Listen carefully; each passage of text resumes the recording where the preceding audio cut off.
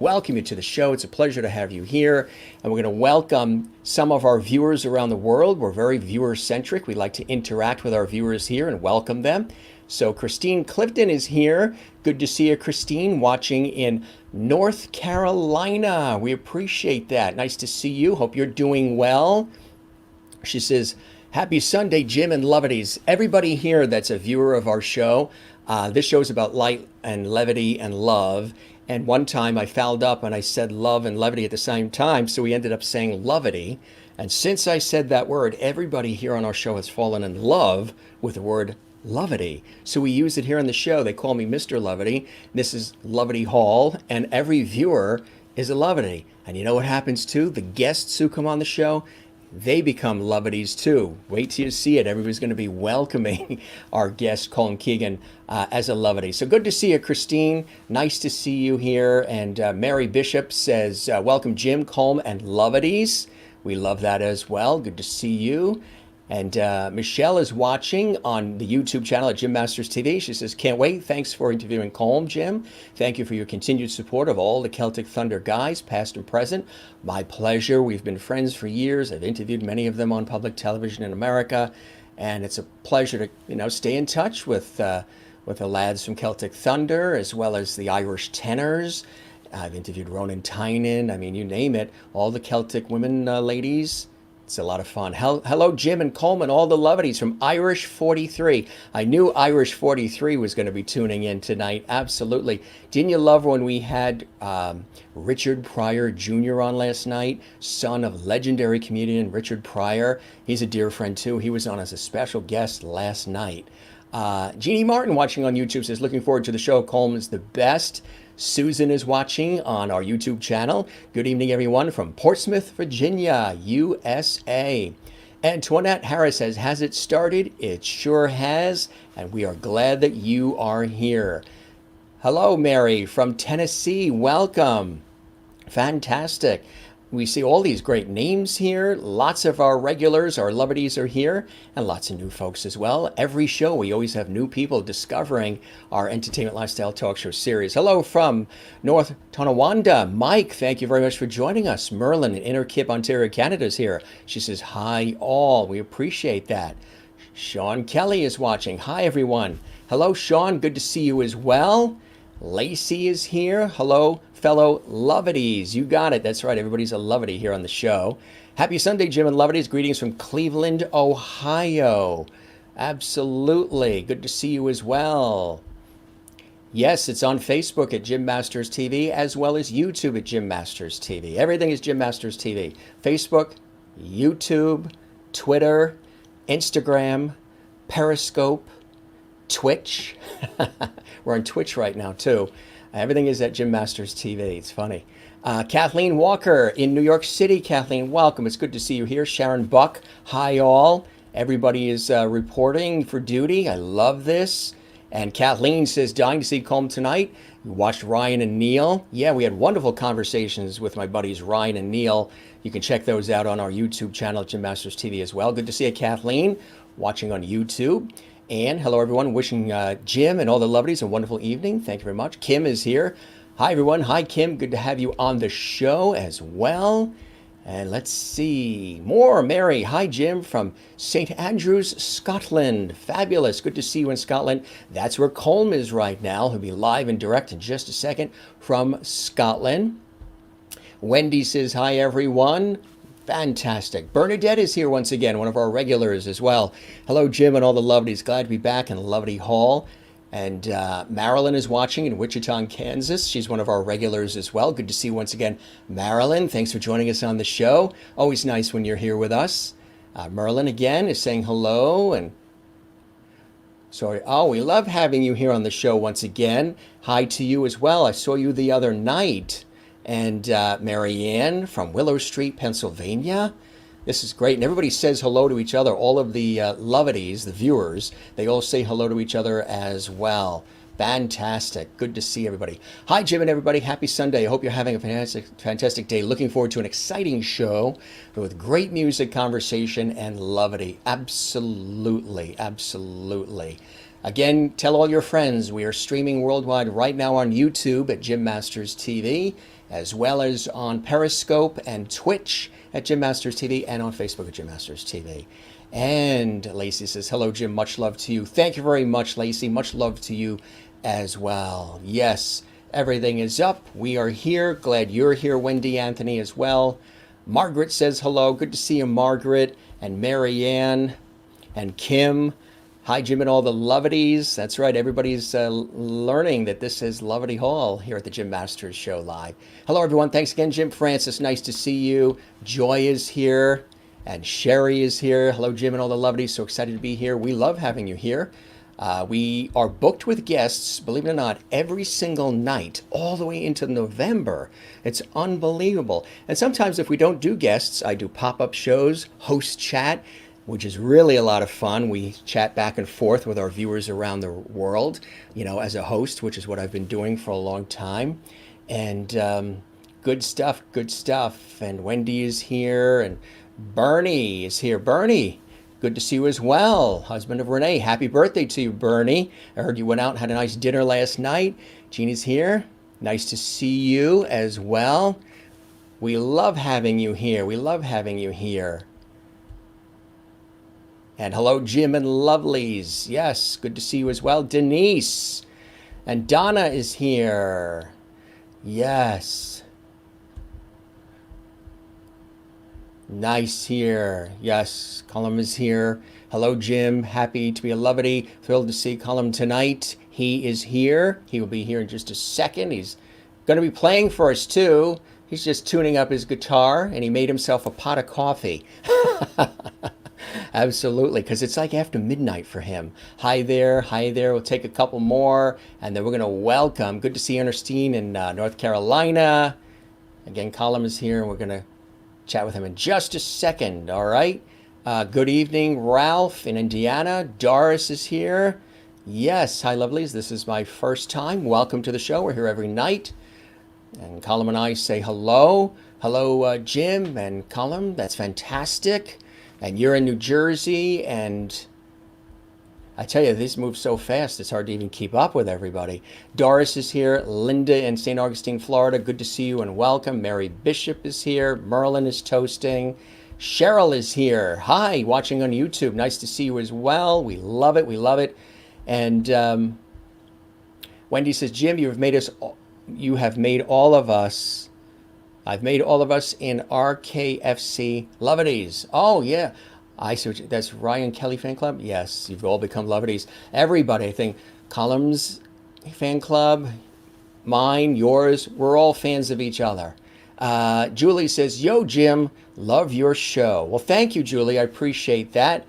I do this work professionally, but we started this fun show 19 weeks ago. And hello from Smoky Spokane. I know the fires on the West Coast in the United States are unbelievable. Hope you guys, hang in there and you're doing well. Nice to see you in beautiful Spokane, Washington. And Colm is here as well. The Starbucks song, yes. Hello, everybody. Hi, Jim. We love you in Newark, Ohio. Thank you very much, Jenny. We love you as well. Hello from North Carolina, Marcia Nancy, hello from Ringtown, Pennsylvania. I love your show and Celtic Thunder. Fantastic. We love you as well. Hello from County Down in Ireland. We love that as well. Good to see you in Ireland. And hi from Willowick, Ohio. Nice to see you, Diana. Welcome to the Jim Masters Show Live. Joy is in Texas. Welcome. Peggy is in Arizona, watching on the YouTube channel at Jim Masters TV. We welcome you as well. Jennifer Roberts, the brilliant singer and actress who was a guest on our show just a couple of nights ago. Nice to see you, Jennifer. Beverly, hi from Memphis, Tennessee. Sharon, hi from Toronto, Canada, watching on YouTube. Hello from Columbus, Georgia, to Donna. Hello from Vermont, from Jasari. Good day to you and all in Australia, Doris Shepherd. Nice to see you in Australia as well. Christine is in Cooksville, Tennessee. We love that. Kim is in Omaha, Nebraska, USA. Welcome to the Jim Masters Show Live with our very special guest. Colin Keegan is here. And you're watching on YouTube at Jim Masters TV. Fantastic. And Teresa from Batesville, Arkansas. We love that. We love that. Good to see you as well. Welcome. Trying to get as many in here. Baltimore, Maryland is represented. Mary in Baltimore. Good to see you. Hello from North Carolina. Yeah, wow, this is fantastic. Hi, Jim. Anxious to see you chatting with Colm Keegan. He is here. Jennifer is here. I love this show, and I can't wait for Colin to come on. I do love Celtic Thunder and Celtic Woman. I did start watching both shows a couple years ago on PBS. You're hooked on both shows. That is wonderful. Sharon watching from Michigan. Nice to see everybody. We always like to greet our guests beforehand. Richmond, Virginia. Nice. Scotland. Charlene is in Scotland. Sue is in Australia, 9:10 a.m. Monday. So it's Monday for you already. So good day. And we have a lot of fans in Australia as well, and New Zealand. We have viewers in the United States, Canada, Europe, Asia, Africa, Australia, worldwide. Good to see you again as well, Carol. We appreciate you being here. And good evening, all the lovelies. Welcome, Colm. The connection with Facebook, good. Looking forward to this evening. Fantastic. All right. So there's a lot more here, but we'll try to get to all of you, as we go along, because there's a lot of great people here. And I always, as a host, I always like to acknowledge the folks that watch.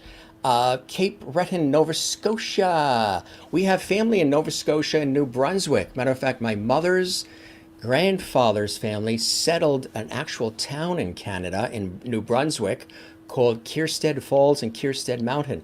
They had come over from Sweden, and then they went up to Canada. So we have family up there in Nova Scotia, New Brunswick, as well as, of course, here in the United States. And you're watching in Maria Stein, Ohio. Very nice, very nice. All right, you got to have South Jersey in there, right? The Philadelphia area. Riley is here. Hello, Jim. Good to see you.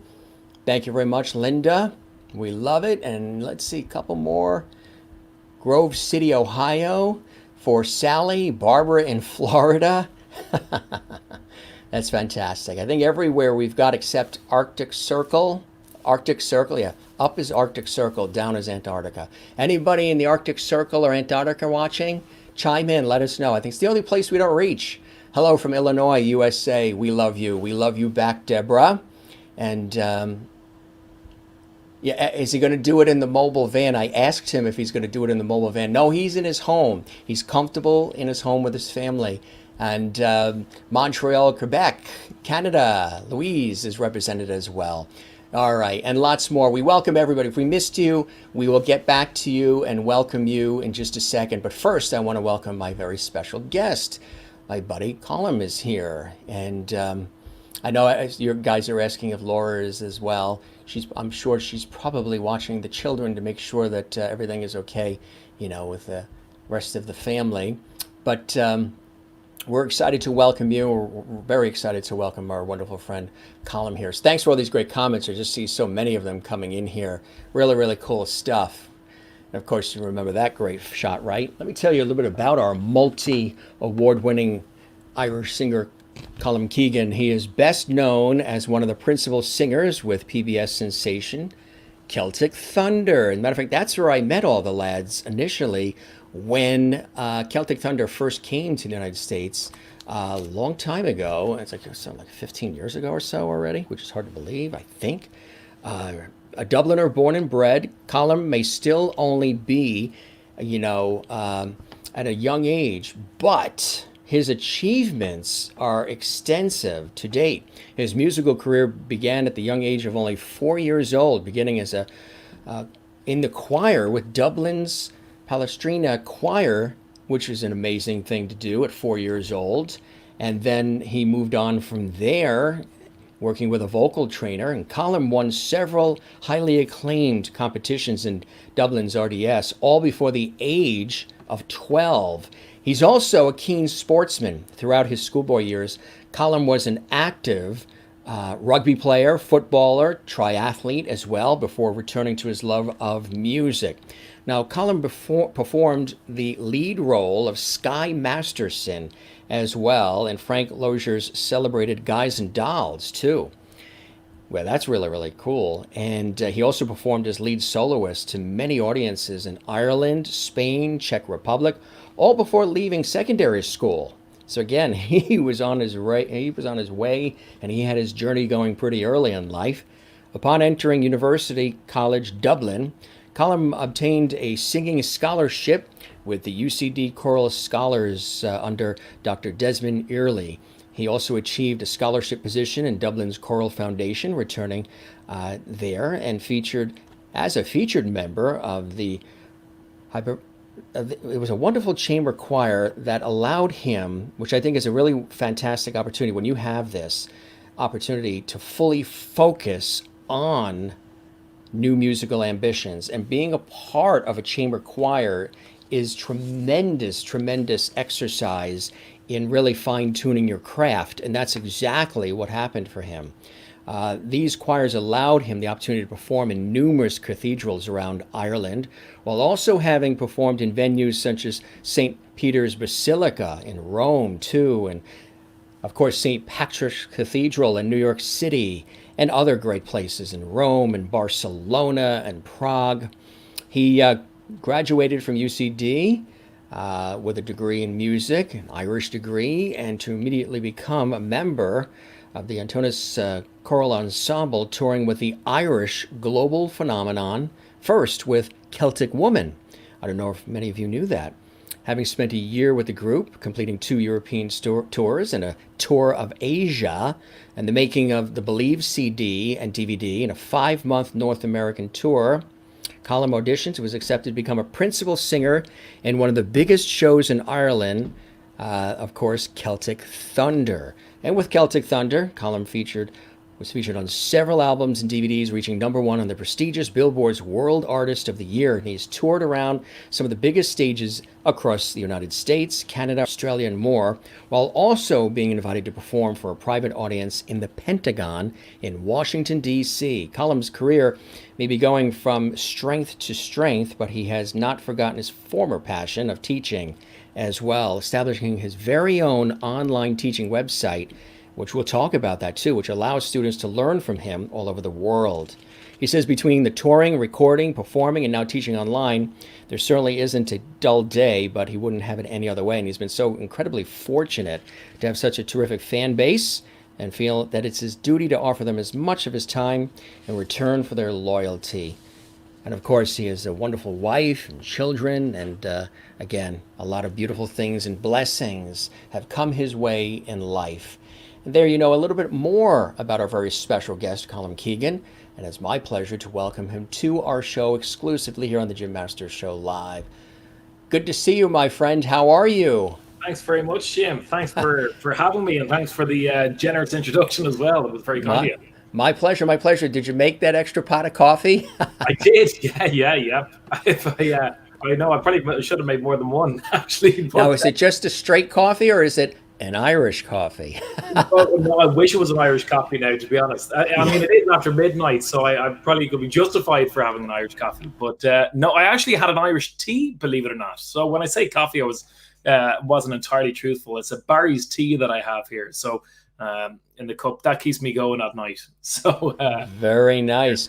Of course, inquiring minds want to know, Colin, and a lot of people have said, is he in the mobile home, the RV, or is he somewhere else? You're at the house, right? I'm at the house now. Yeah, yeah. As I pointed out earlier, I wish any section of the RV looked like this now. I think I'd be doing well if the RV looked like this. But no, it's been great. I mean, Laura and I have wanted to go down the motorhome route for a long time, and with the difficulties traveling this year, the idea came up again in March. We thought, maybe this might be actually a nice time to do it. And Laura is for anyone who knows, she's motorhome crazy. She can tell you every make and model on the street. Wow. She is just, it's her absolute lifelong dream to have one. So this year we sort of made the dream a reality, and it's been great. And it's been multi-purposeful. So, I didn't realize that when we got it, I'd be using it as much as an office space. But I mean, with everything closed now these days, we keep it at Laura's parents' house, and I pop out there and work there each day, and I come home as if I'm leaving the office to come back home. So even for the headspace, which was, I think, one of the hardest things when everything got cancelled mid-March, even just getting the headspace away from the house and then doing work and coming back home and then not working and just being fully present with Laura and the kids has been great.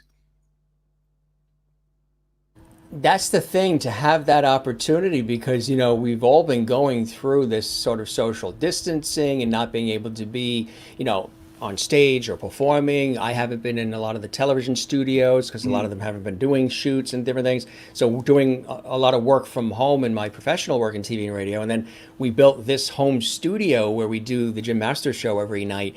You've probably been doing things too, pivoting and adjusting as well during all of this, because you're used to being out on the road or in studio or touring with Celtic Thunder, as well as doing your own work. What are some of the things that you've also been doing to keep creative and keep connected as well, Colm? Yeah, it's been, weirdly enough, when everything. I mean, first of all, it's a bizarre phenomenon when you've got a schedule of events for the rest of the year and then going into 2021 in place, and within the space of 3 or 4 days, all of that it's just cancelled. There was a mixture of a relief. First, because I didn't know if it was safe to be going out and traveling at the time. In mid-March, we didn't know too much about anything. I'd just come back from the States, actually, before the whole world shut down. So I think I got out just at the right time, really, before all the bans started coming into play. And it was a really unusual time. But thankfully, it's been busier than ever the last few months. If I hadn't known mid-March just how busy it was going to be, I don't think I'd be worrying as much. But we were really lucky, Laura and I, that we had a few balls juggling in the air anyway. So we had the online teaching that we did sporadically throughout the year. I never had enough consistent time back home to do the online teaching one term after the next, as much as I would have liked. I was always kind of traveling to the States and Canada and back again. So we had the platforms in place, to adjust to the work online, and that's what we did. So I've been teaching online pretty much, 4 days a week since mid-March. Laura and I have been performing then. We did a show every night for about 2 months on social media, and then that became sort of 2 a month in more recent times, just because we couldn't keep up with it. So between the online shows and between the online teaching, it's been really, really busy. And then for those who are also following my career might already know that I in the last 3 years started hosting bus tours of Ireland and Scotland. So although those tours might only take place over the course of a week, there's a huge amount of prep involved in them as well. So that's very cool. Tell us about that. I didn't know that you do bus tours. Yeah. Tell us about that. I thought I was like Mr. Versatile, one man band. So are you. I got my hands in so many different things, but it looks like you do too. To be honest, Jim, I think I wouldn't have it any other way. As I said to someone recently, I thought I would join the grown-up world of LinkedIn recently. Everyone else seemed to have a LinkedIn, and I thought, you know what, I should really set up one of these for myself. And I filled it out and did all the bio section and put in all the job history and everything, and that was all fine. And the thing I struggled with the most at the top was it just said job description.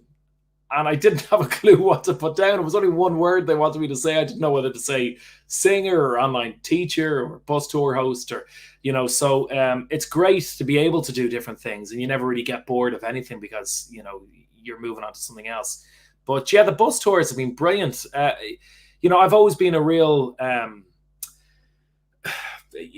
been a massive admirer in history, specifically Irish history. You know, when I did my undergraduate degree many moons ago now, I did it through music and the Irish language, and in the Irish language course we did a lot of Irish history through Irish language at that stage. And I've even from a young age I've always had a massive love of Irish history. So being able to offer online classes in the Irish history, as well as now taking people over to both Ireland, Scotland, and the UK, other parts of the UK, to visit some of my favorite places. Because, you know, when we're traveling around the States and we do meet and greet shows, we're constantly asked the same questions of, you know, I'm about to go over to Ireland or Scotland. Where do you recommend that we see?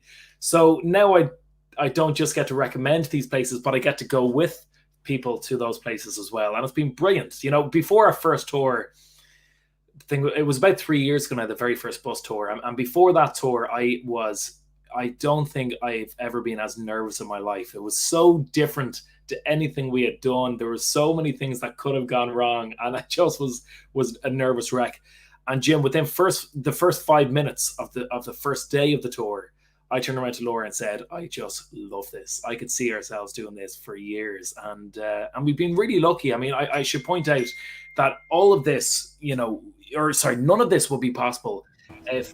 Is that all the fans dinging? Ding, ding, ding, ding, ding. They're all watching our show, and they're all commenting. We're trying to show some of the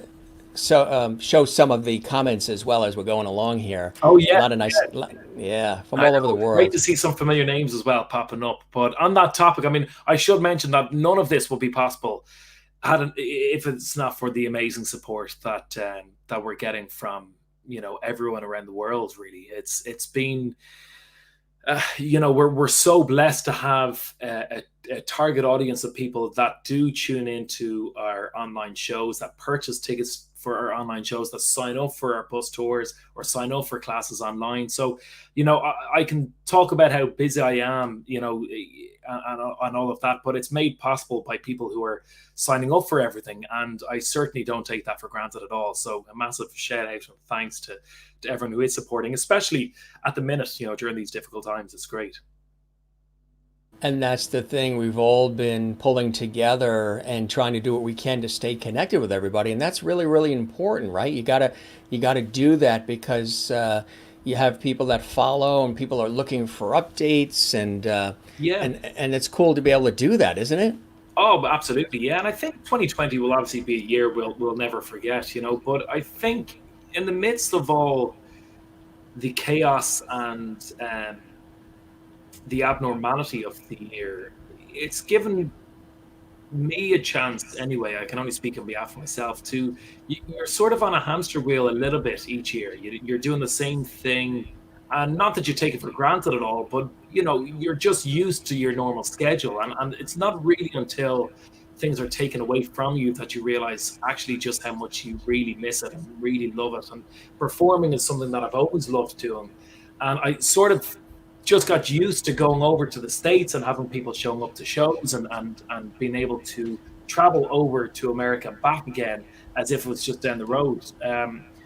And I think this year has really taught me anyway just how lucky I am to be in the position that I am to be able to do that. I cannot wait to be able to travel again and to perform again.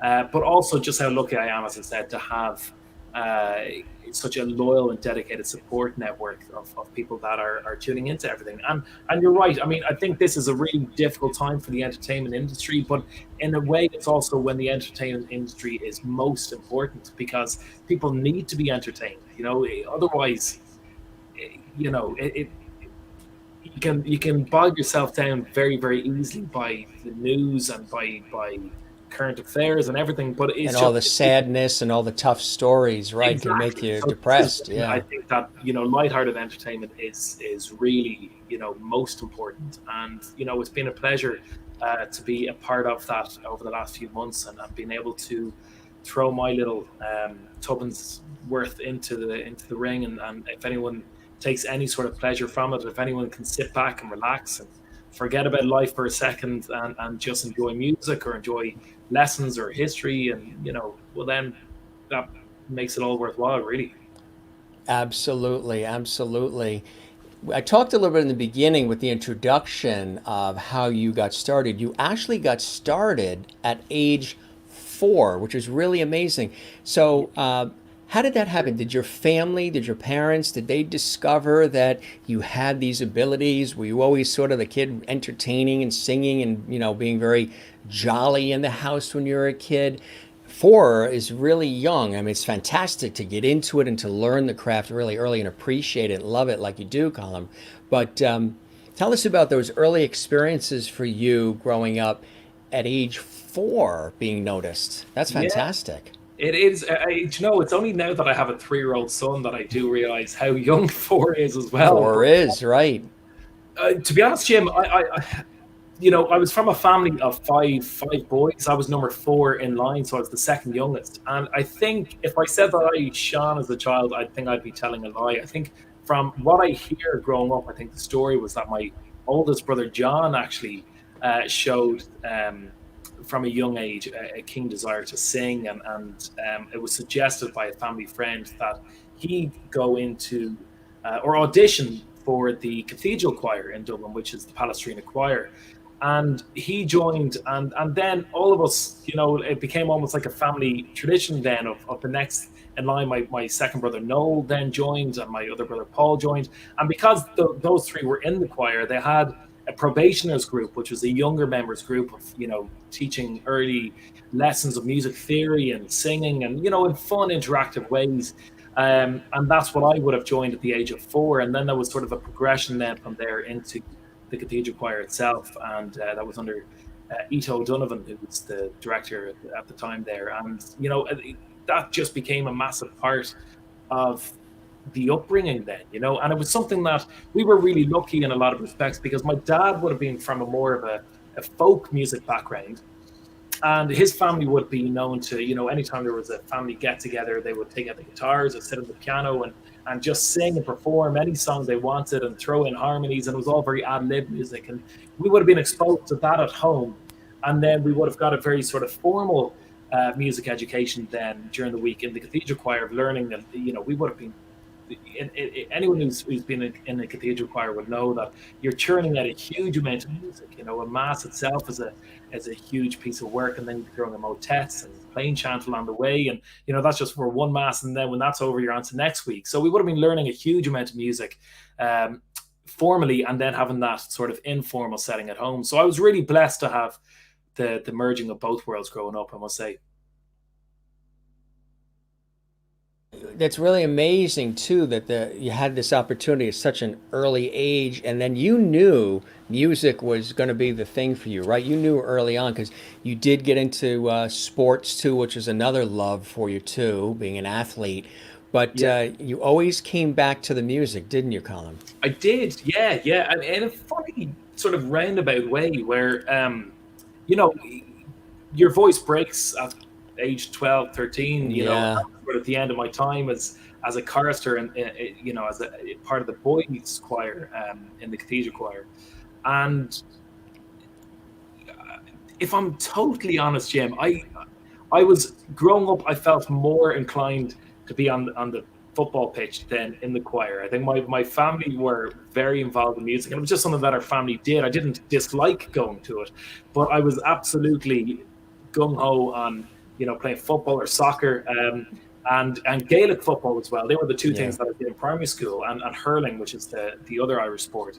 And I played those three. And then when I went to secondary school or high school, I took up rugby then, and that became the obsession. And it wasn't really music; sort of took a backseat role during my teenage years up until about 15, 16, 17, when I started picking up the guitar and sitting down at the piano, and I just, up until that stage, I'd learned everything because I kind of had to learn it. It was almost like part of homework. It was sit down, do your piano practice, and that was absolutely fine, and I enjoyed it. But it wasn't until about 15, 16 that I started trying to pick out songs that I liked on the radio and trying to figure out chord progressions, and that was the time in my life when it really started becoming serious. It started becoming something that I really loved doing. Um, and listening back to any recordings or footage that I'd have of myself at that stage, it was still very, very early on in the process. But that was when I think I started beginning this new chapter of performing, and I was something that was, again, was a bit more socially acceptable as well, where you could go to parties then and sit down at the piano and sing songs that people would know and they would all join in with you. And it became more of a social thing than a formal thing. So that's when I really started to love it. And then when I went to university in UCD, I was lucky enough to get a singing scholarship with UCD Core Scholars, as well as going back with Ito Donovan to Lasso Scholars. So I would have been singing, between those two choirs, and my oldest brother John set up a chamber choir called the Famous. So I would have been in 3 different choirs at the same time for the 3-4 years I was in college, and that was a huge amount of singing. So that was, again, when it became really serious. And what happened next, I couldn't have planned, better, really. Where I finished my 3-year undergraduate degree, I'd signed up to do a 4th-year postgraduate degree, and then as I was sitting my finals, I got a call from somebody within the Celtic Woman operation who I'd already went by joining the choir for a DVD after my first year in college. I think I was only 18 or 19, and they were looking for a choir member to tour around for a year. So I thought long and hard about it, and then I thought, you know what, I'll take a year off, I'll travel around with Celtic Woman, and then I'll come back for the Masters afterwards. And I took a year off. So within the space of a week, Jim, I was sitting my last exam in university on a Friday, and the following Wednesday I was on a stage in Germany on tour with Celtic Woman, and I had no idea before my last exam I was going to be doing that. So it was a rapid turnaround that they needed. And then I spent a year with Celtic Woman, planning to go back then to do my Masters. And at the end of the year, a spot came up in Celtic Thunder, and a year off became a career shift, really. And that's how I ended up joining the circus. That's right. And I think people, unless they're real diehards, they forget about the years first with Celtic Woman and then the entree into Celtic Thunder. What was it like being a part of the Celtic Woman experience? Because that, of course, when that first developed, and then of course came to the States, and it was on public television and still is. Yeah. That just blew up. Everybody just Oh, fell yeah. in love with Celtic Woman. So what was it like working with them Oh, it was during those amazing. early years? Yeah, it was amazing. It really was. I mean, the girls were absolute professionals, and just seeing them on stage every night doing their thing was just such a learning curve that I don't think I would have been able to. I've often spoken to friends of mine like Emma Cahill, who joined Celtic Thunder as well, midway through, and I've always been interested to see his take on joining a massive operation, from a very different background back home. And I feel that I wouldn't have been able to do that had I not have had at least that year with Celtic Woman to see what the whole operation was like. And then, not to say that I was any more wiser when I joined Celtic Thunder, because I wasn't. But just being on tour, and like the DVD that I did, which Songs from the Heart, it was called, that was recorded in Powerscourt Gardens in Wicklow in Ireland. And it was one of the most stunning settings I think I'd ever seen for any concert. And then being a part of that was unbelievable. It was about a 3-week process between the rehearsals and recordings. And if I had been told then that I had the opportunity to spend a year with them, I would have, I would have done anything to take that chance. And it couldn't have worked out any better that I had a chance to finish my degree, because it would have been a very difficult thing to have to turn down to go back to university full time. But when I toured around with them, they were brilliant, and still some of my very close friends would be people that I had the pleasure of touring around with. That I still think some of my happiest memories ever was sitting on the tour bus in Celtic Woman, and the people that I shared a bus with for the year were just, it was every single day was a pinch yourself moment, and surrounded by some of Ireland's most talented musicians. It was my first experience of, again, if you think of a cathedral setting, of standing there with a folder and looking at a conductor, to then going into one of Ireland's biggest productions. It was incredible. And then what was amazing was you get used to, after the show, you walk out the stage door and everyone is there to see the girls, and you walk onto the bus, and then when the girls walk out, there are screams, and they take their pictures and sign programs. And it was a bizarre reality then when I joined Celtic Thunder. And I remember my first show with Celtic Thunder, and I walked out the stage door in Atlantic City, and I just assumed I was the new guy. No one would know who I was, and I'd spent a year just, walking on past and no one knowing that I was used to that. And I remember walking at the stage door, and the Celtic Thunder fans that were there were screaming for my name to come over, as well as the other guys. Obviously, it wasn't just me, but just hearing my name in the pot of people that were asking for pictures and autographs, and I kept asking them, "Are you sure you want a picture? Are you sure you don't think it's someone else?" But it was a real surreal moment then. You know what they call that? They call that the Irish pot of gold. Yes, That's what you were experiencing. Oh, totally, Jim. Absolutely. I couldn't agree more. So it was a real baptism of fire, for sure, when I joined Celtic Thunder. But, I think having spent a year learning from, I couldn't have asked for more professional, top of their game artists in Celtic Woman to spend a year looking at them every single day, doing their thing, and how they treated supporters and fans of the show, and how respectful they were. And then I must say, taking that model of learning from them to then join Celtic Thunder, where it was like for like, the guys were the exact same. It was a really surreal experience. And I think I heard from a lot of people who even worked on the crew in both shows, because a lot of the crew guys would go from every show round. They could be going from Billy Joel for a few weeks to then Celtic Woman and Celtic Thunder. So some of the crew guys have worked with everyone in the industry. And on both shows, Celtic Woman and Celtic Thunder, the crew guys would always turn around and say these are the only shows they've ever seen people coming into the catering and just sitting beside crew guys or band members, or it was all just, everyone on tour was part of one big family. And I think that's, it's a credit to obviously the producers of the show to instill that family network and family vibe. But I also think it's a bit of an Irish thing as well, that I don't think we would be very conducive to producing a lot of egos, because I think, even for me, I've got a large family of brothers. If I came back with an ego, I would be put down to earth as soon as I walked in the door. If I came back in the bus with the guys in Celtic Thunder and started thinking I was a bit bigger than my stations, they would do the same. So I think we're very good at putting ourselves back down in our place, and therefore everyone is treated equally, which is a great way to spend a tour. It really, really does become a family. And even seeing the pictures there you're showing up, I mean, the guys will be some of your closest friends, and lifelong friends as well. So it was incredibly happy memories for sure.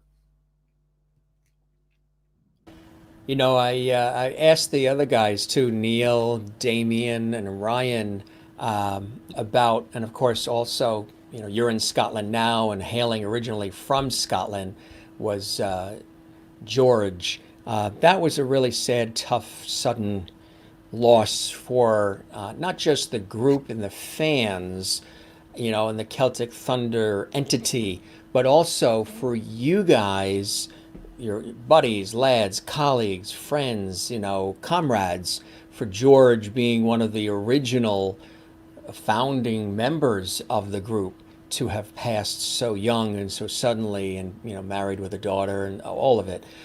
That must have been quite a shock when you had heard that news. And Orion and Neil and Damien, they all said it was extraordinary, and they still miss him greatly to this day.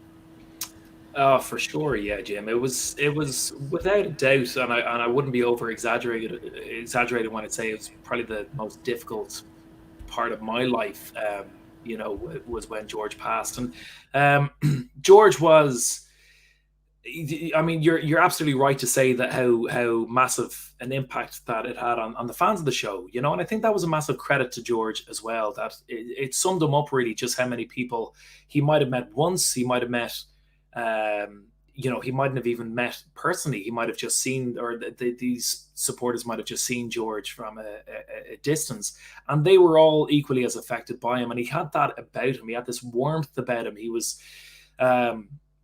If I talk about joining the show Celtic Thunder from Celtic Woman, I think one of the difficult transition for me, as amazing as the whole thing was, it was also a surreal thing where I'd spent a year in the States, and we would spend a year staying in hotels every night in Celtic Woman, and all of a sudden within 2 weeks I'm back in the States, I'm back in a hotel, and I don't have the people in Celtic Woman to pick up the phone and call to say, do you want to go for a coffee? It was a really weird starting point for me.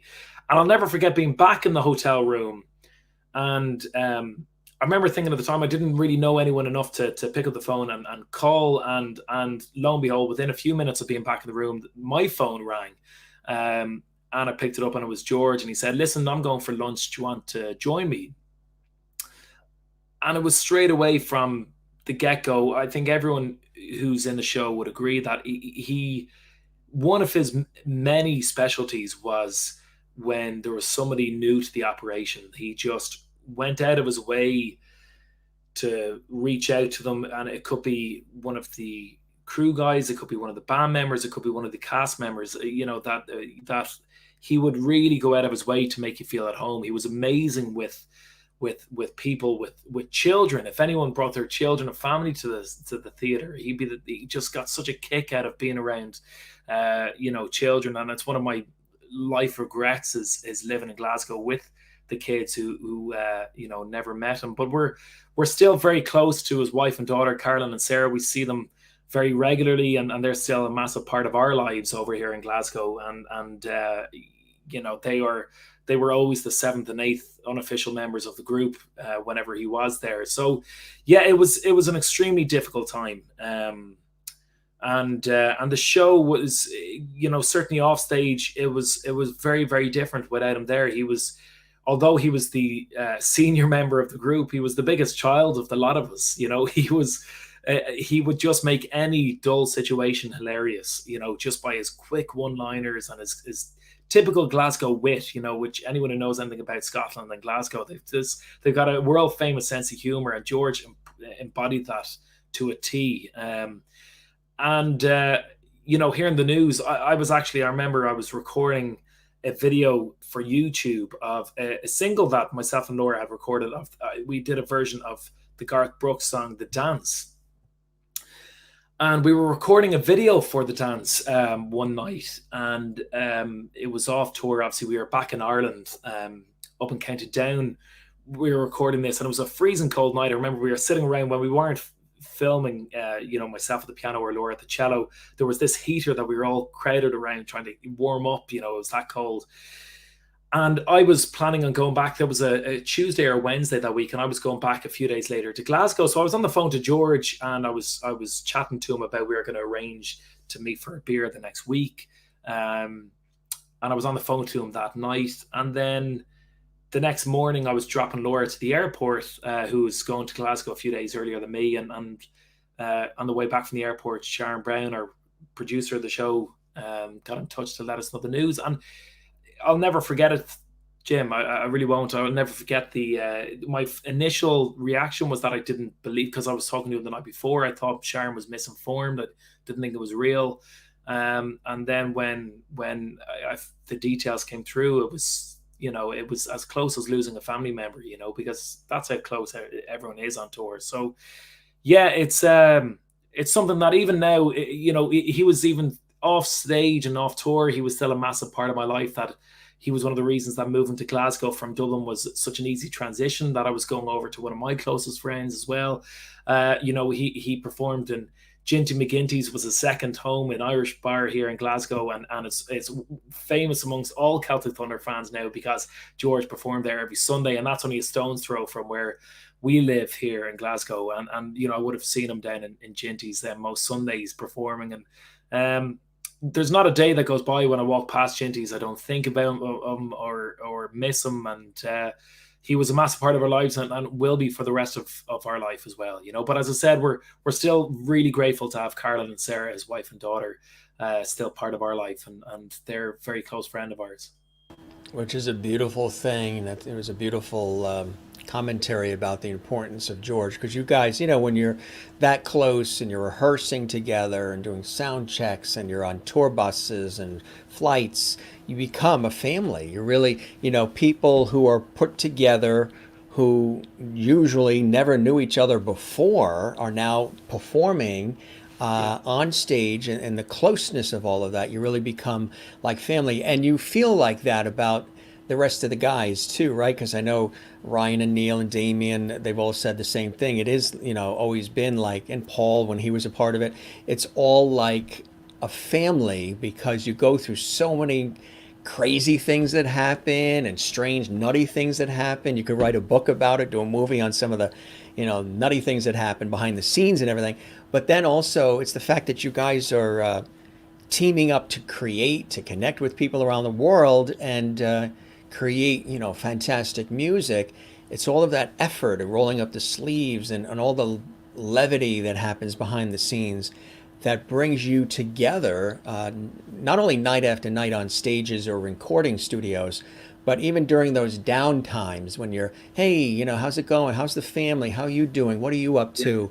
The stuff that you guys get to talk about, that solidifies that meaning of family, right? For you. Absolutely, With Celtic yeah. Thunder. I mean, that's the thing. Even when you look back, the show itself, obviously on stage, is what brings us all there. It's the massive part of it, but it's actually only the tip of the iceberg, as you alluded to there. It's all, everything that happens behind the scenes is even some of our favorite memories looking back. Very seldomly, weirdly enough, it's the things that happen on stage are the things that you first think of. You know, it's normally and it could be the smallest thing that happens off stage that just at that moment in that day, no matter whatever your headspace is, and you know, you just find hilarious, and it's those things that you really remember and take with you. And I think one thing I think Sharon Brown clearly you know, had her eye on was that we were all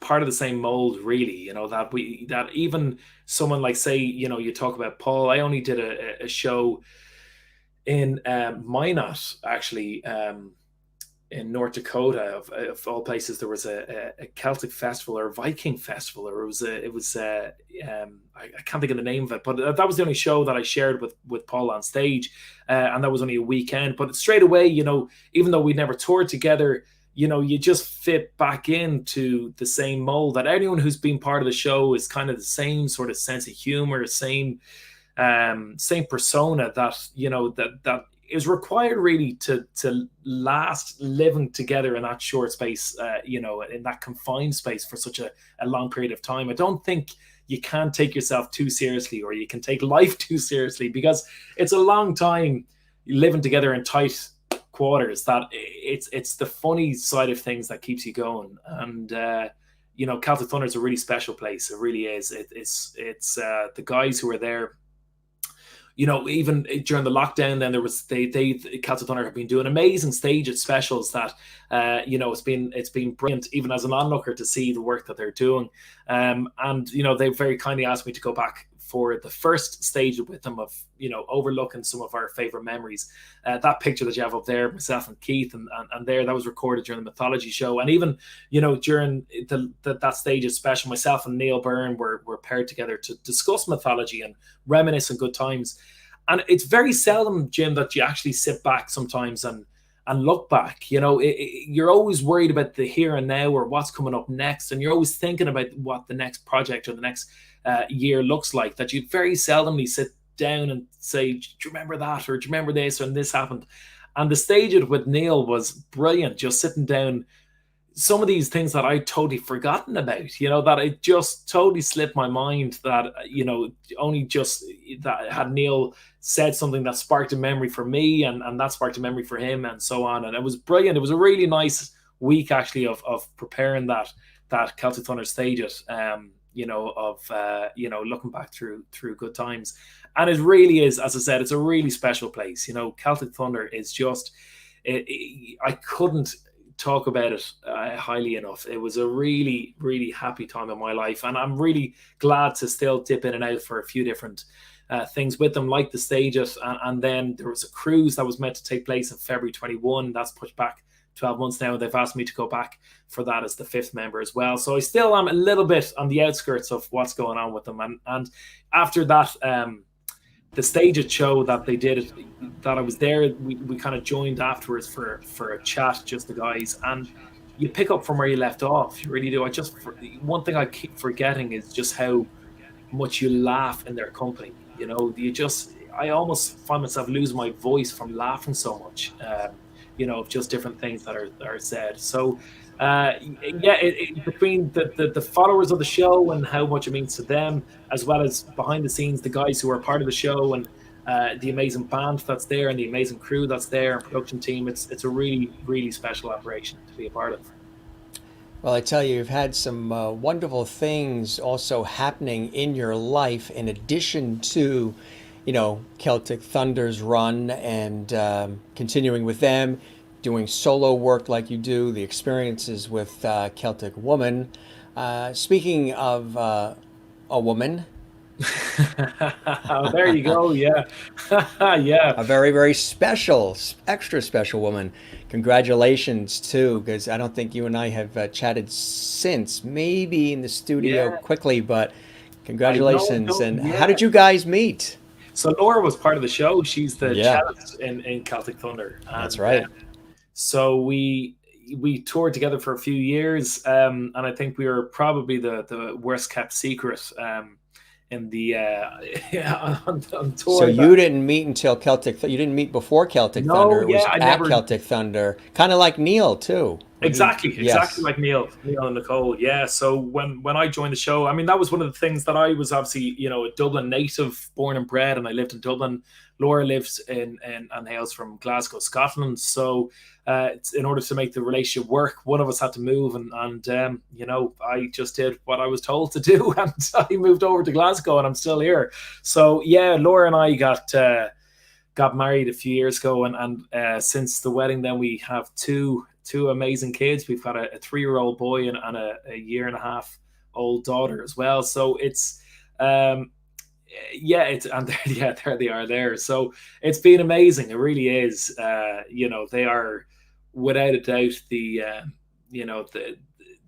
most important things in my life, and I just I love being in their company, even though they're so young. I absolutely love being at home with the kids. It's always a tough balance to try and strike of between working and being a parent and husband, and it's that constant inner battle that we're all facing really. And if there's another positive to come from the lockdown is being home a little bit more than I necessarily planned this year in 2020. So it's been a whirlwind of a few years, and Oisin, our son now, who's 3, is now getting to a bit of an age where he can see things on TV and understand things. And Laura, a few months ago, actually put on a clip of the one of the Celtic Thunder shows, and even seeing him trying to figure it all out was a kind of a blast to see and a joy to see as well. So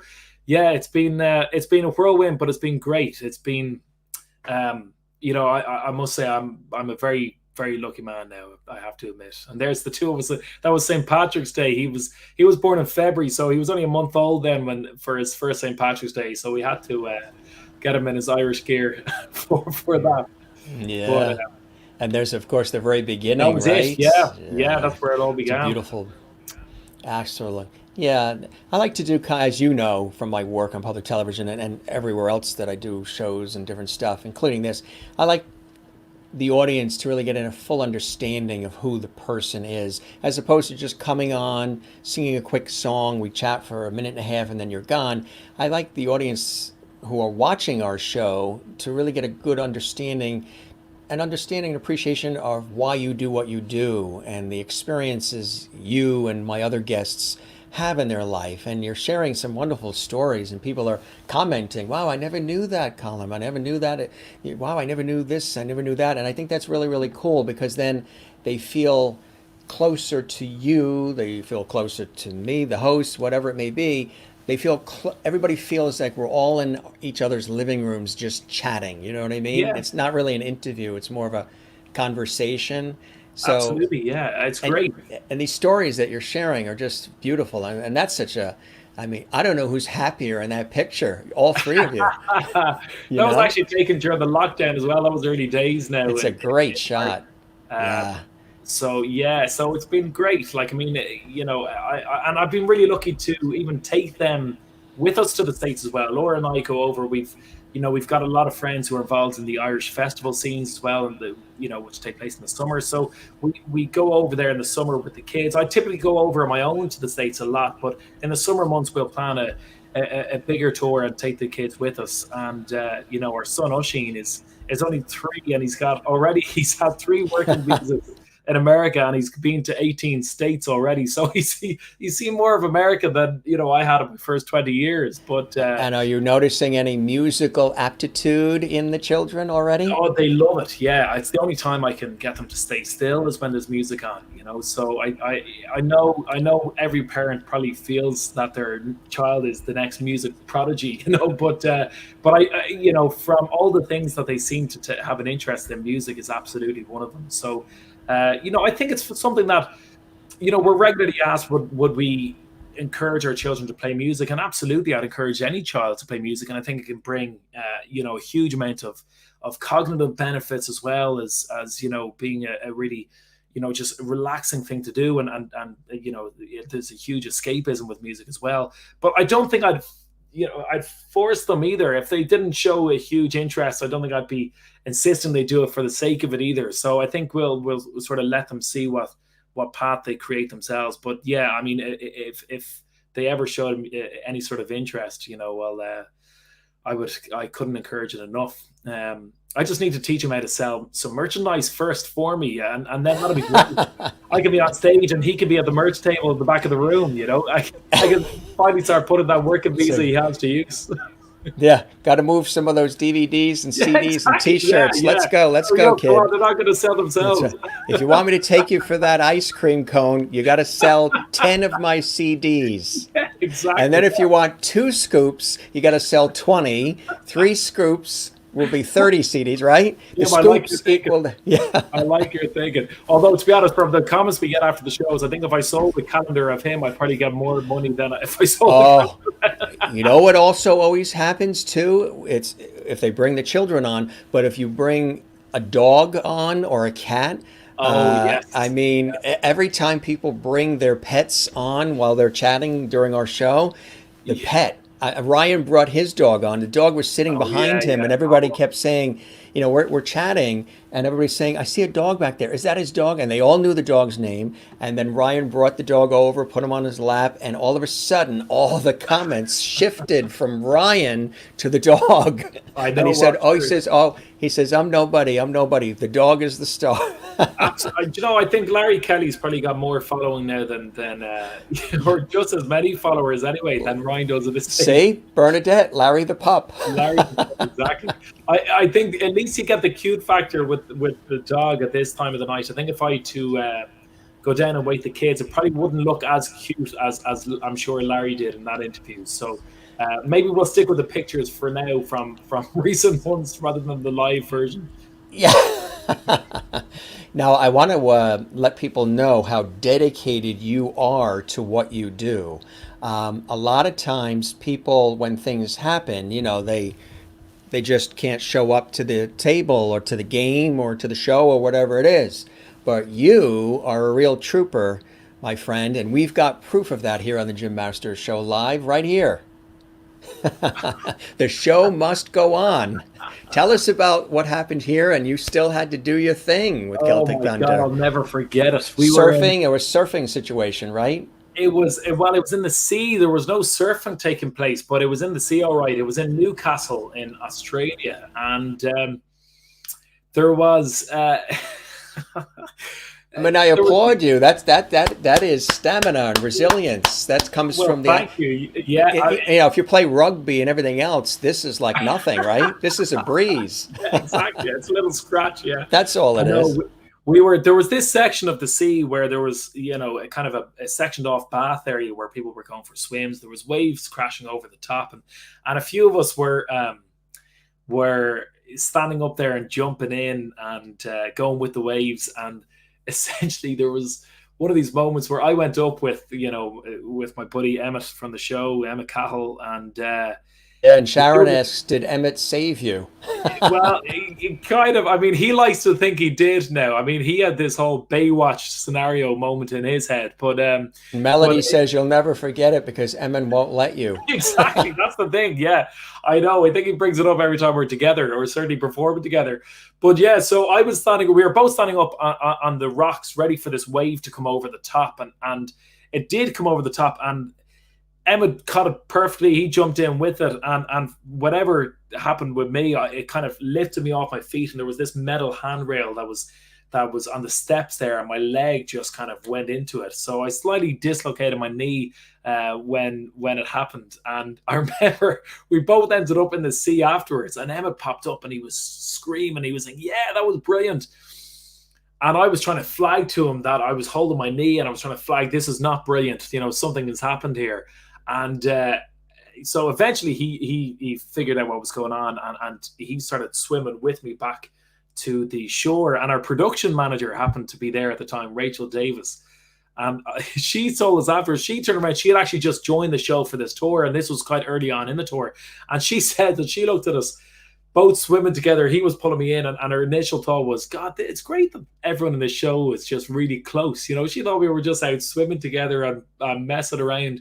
And then it wasn't until I got up that I was letting her know that I was in a spot of bother. So I ended up spending the rest of the day in a local hospital, and then I was on stage the next night. Then, as you saw in the picture, and the crew at the time very kindly, they had a cane that they gave me to walk out on stage. I had a cane, and then Dave Green, our amazing set carpenter, he tied in this hook on a stool that I had to leave the cane on. It was anyway, we got through the show anyway, and it all went well. But I'll never forget walking out on stage with a cane and then trying to sit down on a stool, which is an easy task to do when no one's looking. But when you've got an audience of about 4,000, I just knew that I was going to fall backwards or something, so I couldn't really relax. But we got there in the end, and it was I think that was my first time in Australia as well. So talk about arriving with a bang. Well, yeah, exactly. You definitely have the look of determination on your face, like, oh, we're going to get through this. We're going to make this happen. I think it was the medication I was on, Jim. I probably wasn't thinking straight. Exactly. Of course, here's another wonderful shot we were able to dig up doing our research, as we always like to do here on the show. Oh, yes, there's the family. Yeah. That's yeah. Who do we see here? Of course, you and your lovely bride, of course, and the rest of the family. Yeah, there's my mom and dad either side of myself and Laura, and there's all my brothers, John, Noel, Paul, and Mark, and then their wives as well, Anne, Mairead, and Claire, and there's John and Anne's two kids, Sophie and Jack, are the two kids in the picture.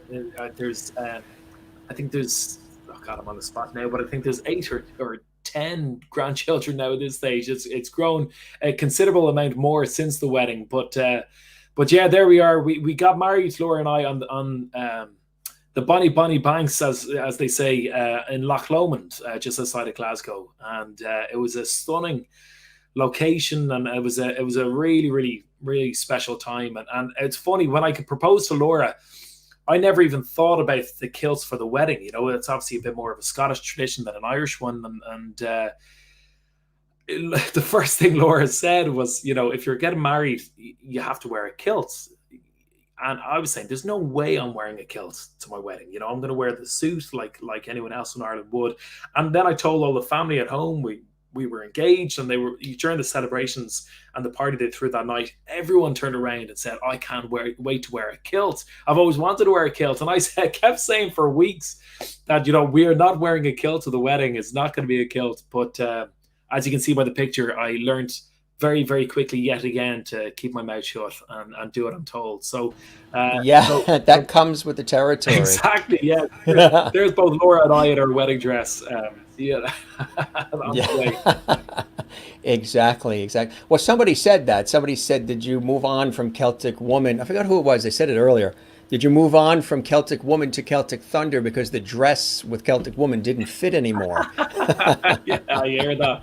I Yeah, know, yeah. And as I regularly point out as well, the only show that I wore a dress in was Celtic Thunder with the kilts, yeah, not Celtic Woman. But yeah, it's it was a great occasion. Yeah, the wedding was brilliant, and again, having people from Celtic Thunder there, Celtic Woman, obviously with the nature of the work we do, a lot of the people that were very close to us were on tour at the time and couldn't make the wedding. But we even just looking around and seeing both of our families there, friends of ours there, a lot of people from Celtic Woman there, a lot of people from Celtic Thunder there. It was a really, really special night, and a special day as well, obviously. And yeah, it was something great fun. else that was, yeah, absolutely. And again, congratulations, my friend, and all that, and Thank nothing you but very all much. continued blessings in your life for the two of you and for your family and your kids.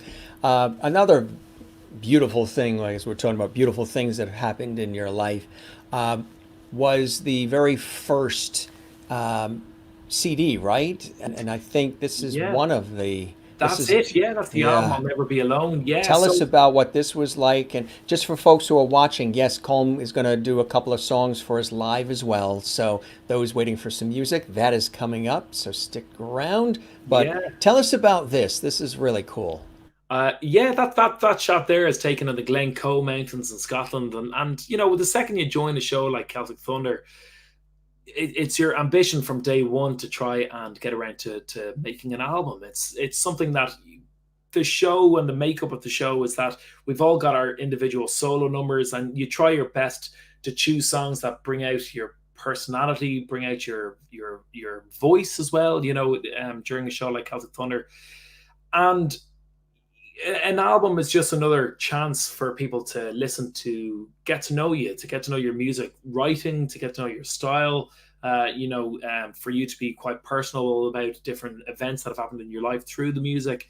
And it was, as I said, the second I joined, it was something that I wanted to achieve. It was something that I wanted to achieve long before Celtic Thunder, but absolutely when I joined the show, it became a realistic ambition. And I gave a very good friend of ours, the executive music producer, a music director in the show, Seamus Brett, was the producer of the album. And it was a real surreal moment having that physical copy in my hand for the first time. And again, because of the wonderful support that we have through the Celtic Thunder followers, that they made the album go #1 of the world Billboard charts and world iTunes charts as well. So having the album complete was surreal. Having the physical copy in your hand was an amazing feeling. But then to see it going #1 in the charts was just, it was an amazing moment, and one that I'll never forget. So, yeah, it was the first album. Hopefully, we'll have more in the future. Since that album, I've also released an EP, which is some of my favorite Irish songs. So it's not necessarily songs I've written, although the album there, I'll Never Be Alone, is made up entirely of songs that I wrote throughout the years. The second EP and CD that we released, Raised on Songs and Stories, are some of my favorite Irish songs. So, and there it is there. Yeah. So right on cue. So Are we not good or what? exactly. Yeah. You're on the Right money. on cue. So yeah. So they're the two albums that I've released over the last few years. And as I said, there was actually a plan to go into the studio in March of this year, which with everything, was shelved for a little bit. So yeah, I've got short-term plans to release another album in the next short while. So again, anyone who's following me on social media will be the first to find out if there's any updates with that. That's really, really cool. We've got some other great shots here to review. Where Oh was yeah, this? that was, I think, taken. It was somewhere in Dublin that was taken. Just when I joined the show, Celtic Thunder, there was they had obviously gotten shots of us on stage, but Sharon had wanted us to go more around our hometown and get professional footage and shots of us around our homes. So that was there was a few different ones that we went around in Dublin. Um, and I got in touch with a friend of mine who was a photographer, and he couldn't make it, but a friend of his did. She stepped in for the day and got a few shots. So that was, I'd be afraid to guess the year. I think maybe 2011 or 2012. And Time I think flies, huh? it certainly does. Because It's Celtic crazy. Thunder is like 12, 13 I years or know. so. It's I know. unbelievable, It's right? crazy to It's think how long unbelievable. these There's things another have. cool shot we have. Yeah, that was again more recent. That was taken in Scotland. That one there. So there's a few that we had from a more recent shoot in Scotland, and again that was to tie in with. There was a show that I put together which sort of merged two worlds of mine together. Anyone who joined me on stage yesterday would know all about it now. That I created a show more recently called The History of Ireland Through Music, and it was something that I wanted to do for a long time. It was something that I was trying to see if I can make work. That I wanted to merge two worlds of education and entertainment together. Take my teaching background as well as my entertainment background, and to try and see if I can make them work together in conjunction. And I came up with this show called The History of Ireland Through Music, which talks about a chronological order of events that happened in Ireland. It's more like a lecture with musical excerpts along the way. And I have a very good friend of mine here in Glasgow, Darren Osborne, did the amazing artwork and presentation that people see in the background. And, I worked for months and months to put that show together. And that went then on tour, got about a year and a half ago, I think, and the response from that has been amazing. And I've got exciting plans about that in the near future as well that I can't really reveal just yet. But exciting things are happening with that. So I'm afraid to guess. People say, where do you see yourselves in 5 years? I'd be afraid to guess because it keeps evolving and changing along the way. There's things that I'm doing now. I'm more involved in online teaching than ever before. There's presenting work that I've gotten involved in, and some online radio work that I've been working with as well. So, Jim, I can pick your brain at some stage maybe about all of that as obviously the performing side of things, which is more taking a backseat role this year with everything going on. So yeah, it's been a really exciting time, and I'm really looking forward to seeing where it all heads in the near future. So are you like me? You sleep for like 2.5 hours and you're back at it again Yeah, with all exactly. of this and the crazy day. The days are jam-packed. And we've been talking about, this year of, pause where we've all had to pause. And it's been some really unusual things that have been happening this year. But you've been actually very busy during this sort of downtime too, right? Yeah, I have. Yeah, I've been really lucky to be busy in a lot of respects. But as I said at the start of this, that luckily I had um, the foundations in place anyway to be doing the online teaching, so I wasn't really scrabbling at the last second to try and get this all together. It was already there. I just had Tell to. us more about that because that's really cool, Colin. The fact that you created this opportunity to do online teaching and mentoring others. That's really great. Yeah, thanks, Jim. Teaching is always something that I've loved to do. Even from a young age, performing was something I loved doing, but I always saw myself as going down the teaching line. Even when I was in university or school, and people said, "What do you see yourself when you're older?" It was always a teacher was what I thought I would end up doing, and then the music performing side of things just seemed to go from one step to the other, and I just went along with it. But I never really lost track of where I wanted not where I wanted to go, but what I also loved doing. And I'm really a lucky man that I get to fill my schedule with a lot of things, all of which I love doing. And I love performing, but I do really, really love teaching as well. And I had a lot of people at the shows coming up to me, and I would sing songs like Grace, or one of these well-known Irish ballads, and I would introduce it by telling the story behind the song first. And people kept coming up to me and saying, I love hearing the story behind it, or I love that song. I just never knew that's what it was about. And that's what made me think. Then, I think a lot of people have a desire to learn these things, but they just don't necessarily have the methods to learn them, available. So the idea, I'll never forget it. It was a day off on tour when we were in Baltimore with Celtic Thunder, and I went out for a coffee, and the idea just came like that, where I just thought, there was been a few shows where people kept asking me questions about specific moments in Irish history, and I thought I would love, when I'm off tour, to set up a platform by which people can sign up and I could give lessons, and I could tick the teaching box, and I could, satisfy that desire that I had.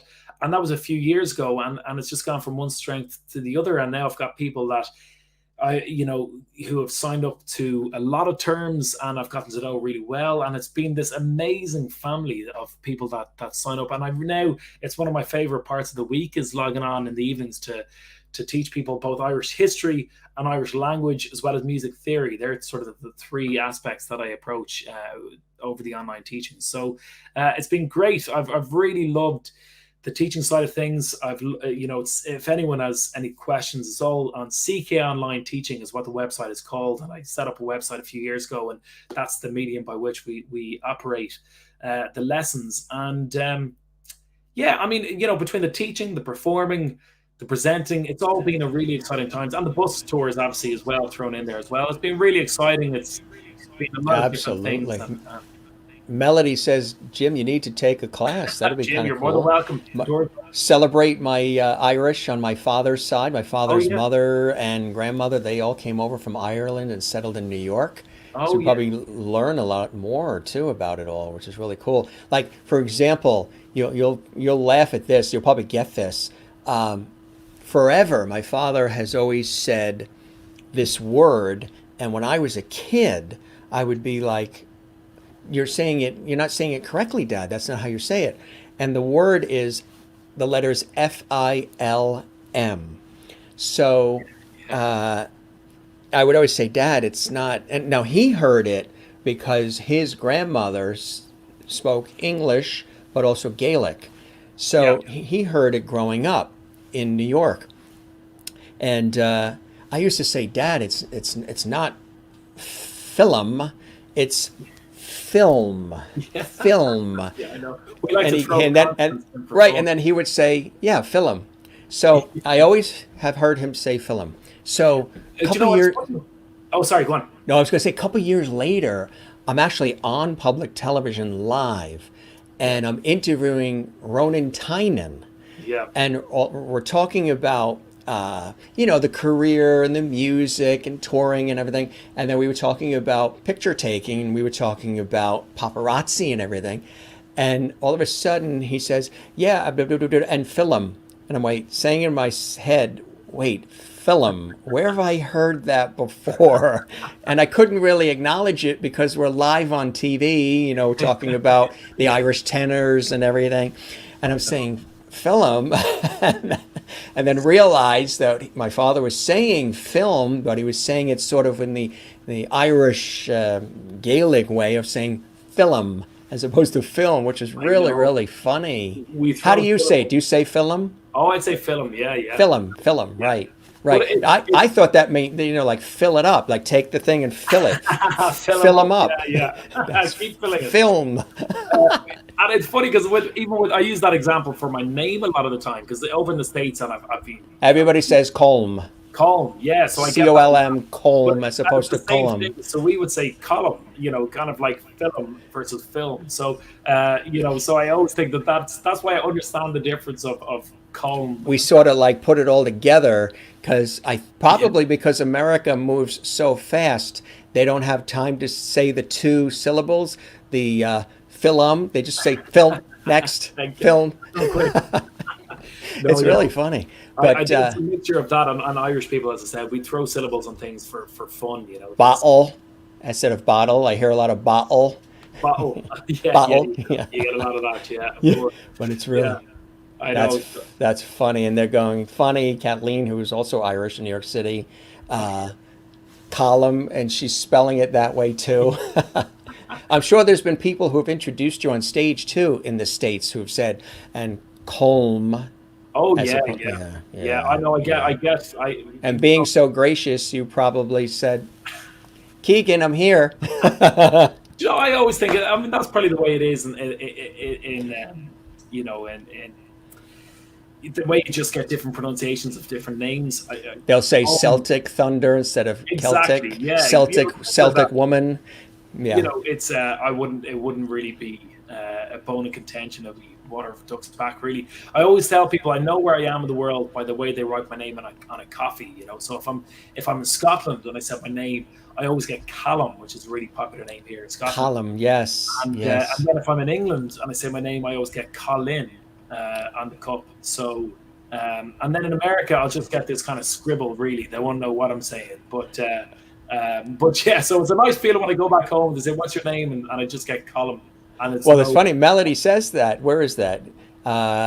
Is it Colin, Colum, or Colon? Well, colon. We don't want it to be colon. it's, I know. it's not colon. I've been called everything under the sun, Jim. Yeah, there's a song that I used to sing years ago about all these different variations of the name I used to get at Starbucks, which is what I think they're probably talking about there. But yeah, it's I know I never knew before leaving home that my name was so difficult to say back, But I And learned pretty. it's spelled very easily. I Yeah, know, yeah, I would yeah. have thought a four-letter name would cause so many complications. Colm. I'm sure there's times I've said Colm too. I don't doubt it. And Colum, I say both. I Yeah, tell people because my name is really James, and I'm the fifth James, which over there would be Seamus, right? So I yeah, yeah, say I'm the fifth James, Irish English on my father's side, and English Swedish French on my mother's side. But the James yeah. Masters are the English Irish side. So I tell people, you can call me James, you can call me Jim, you can call me Jimmy. Just don't call me late for supper. Very good. I like it. That's it. But this is really cool. I want to take us back just real quickly, and then we'll have you sing. People are mentioning a Starbucks song. Sing the Yeah, Starbucks song. yeah. That's one of the ones there that You go yeah. into Starbucks and you hear it playing. No, I wrote a song on one of the tours about the variations of the names that I used to get. They keep saying that Starbucks, Starbucks, So Starbucks. yeah, I Sing know. this. I've retuned my guitar in a different way. If Yeah, I yeah, we have a different. And but now they're asking, what is the Starbucks song? I'm surprised to hear. What is the Starbucks song I think anyway? there's probably YouTube is great It's for all on these. there.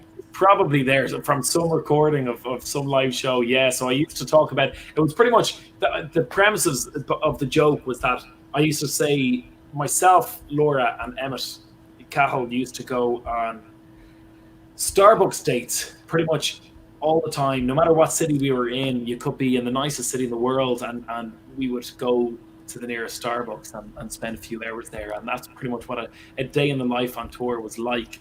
And then we had a lot of fun. Obviously, Emmett used to get variations of his name on cups, and I used to get variations of mine. So that was pretty much the joke of the song. I think it's been a few years since I sang that one, but yeah, that's probably on YouTube somewhere. Uh, Right. That's funny. Yeah, they're bringing that up. They're mentioning that.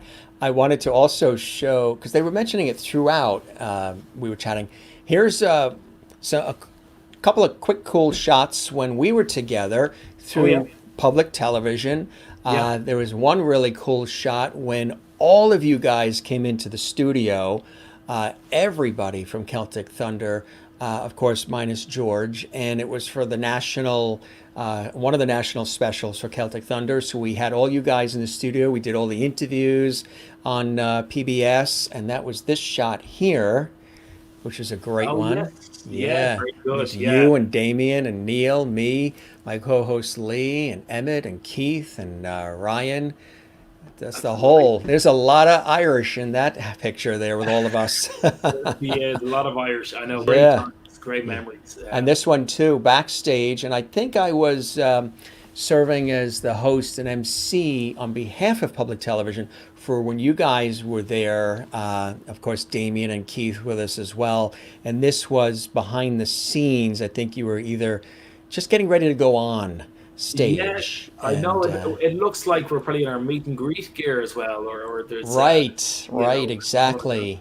but yeah, that's I mean, it's always nice seeing pictures of throughout the years of touring because it was a great time and there's always such a buzz. Even performing on stage, you can't beat it. It's an amazing feeling. But I used to get a massive kick out of going into TV studios and radio stations, Yes. and there's a real energy there and an excitement there about what was going on that I used to really love those days. So yeah, very happy memories for sure. Absolutely. And you think about it too, because you go to a lot of different cities and stations and everything, and that's quite an experience, isn't it? I mean, all of a sudden now here you are in the United States and Canada and elsewhere, and you're meeting all these different people, and everything just opens up the Oh, for sure. doors and the exposure and everything just opens up extraordinarily, right? Did you ever think that that was ever going to happen in your life as well?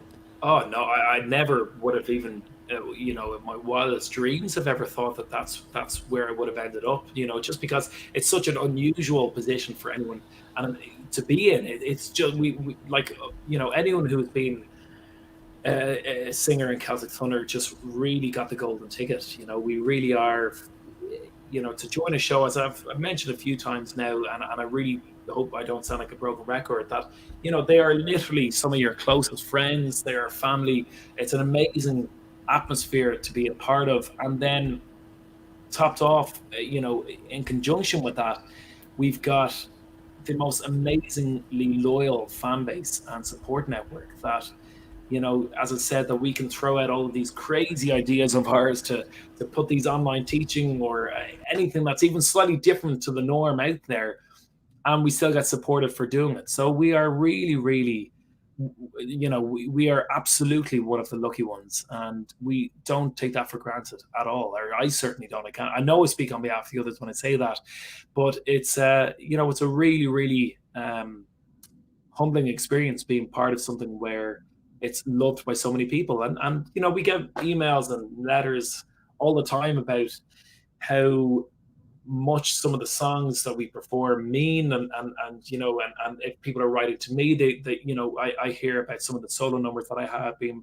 played in some of the most heartfelt of moments in people's lives that you can never imagine when you're standing in that studio booth recording a song. You never fully appreciate just how much this is going to mean to some people and their lives. And I think we all get it as well because we're all fans of music. We're all fans of different artists, and different artists would mean that much to us. So I do know what it's like to be totally besotted with the music of someone else, and it's just an absolute pleasure to be that for someone else. It really is. Absolutely. And then, the feedback you get from people must be very moving and very touching and extraordinary for you as well. And got another cool shot here. Oh yeah, that was actually. Do you know where that was? Was the Celtic Thunder cruise that was Oh taken? There was yeah, so that's on the cruise ship then. yeah, we used to run Wow. around on the cruise ship, and there was all these sort of ad lib moments that were happening. Not that we had many ad lib moments on the cruise to begin with, because there were so many things that were happening.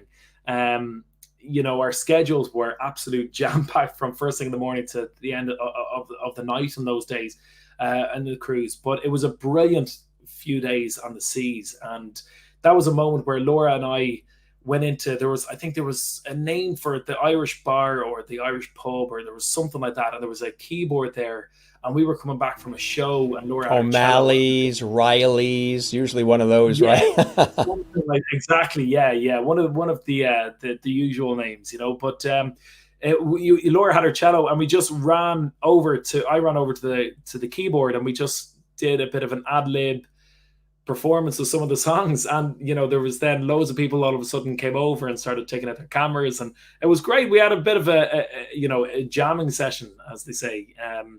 And it was, which was signatory of the cruise as well, where anything goes really for the few days, and it's just great fun start to finish. It's cool stuff. Yeah, really, really cool stuff when you have an opportunity to do that. And a lot of fun because then it's just like, it's almost like you're in just a pub and you're just, doing it like you're jamming, like a jam session with everybody, Yeah, exactly. which We kind of, there was some times where they would have solo shows and we would be involved in a show. And then, when our show finishes, then either, Ryan and Neil would be on stage, or Emmett would be on stage, or Keith and George.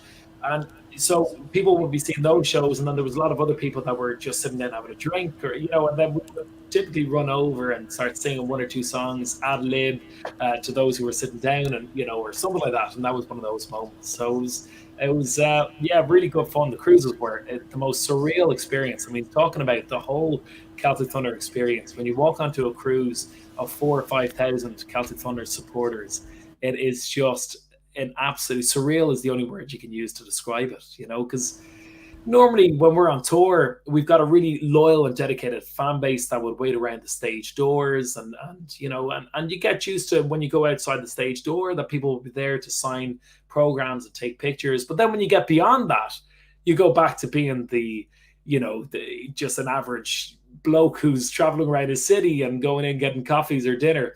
But on the cruise, I've always loved that word bloke because we don't say it here in the oh States. yeah, It's such a funny word. That and there's several people saying, and we've had this fun with Neil, Paul, and Ryan too, about the word crack, which is crack, yeah, definitely an Irish term. But I yeah. said, gee, we have to always explain what crack I means know you because can get yourself into we'll spot. end up in the newspaper in the morning. Hey, Colin and Jim, we're doing crack last night. I know, yeah. What? I know. Crack is the is in the Irish language is the word for fun. So I think it's Right. made its way into into colloquial language as well. So everything in Ireland is good crack or So good. for those that are not in Ireland right now, who are Yeah, watching, who are saying that we're having lots of crack, we yeah, are. However, it's Irish crack. Jolly yeah. old good Legal time. crack. Yeah, exactly, exactly.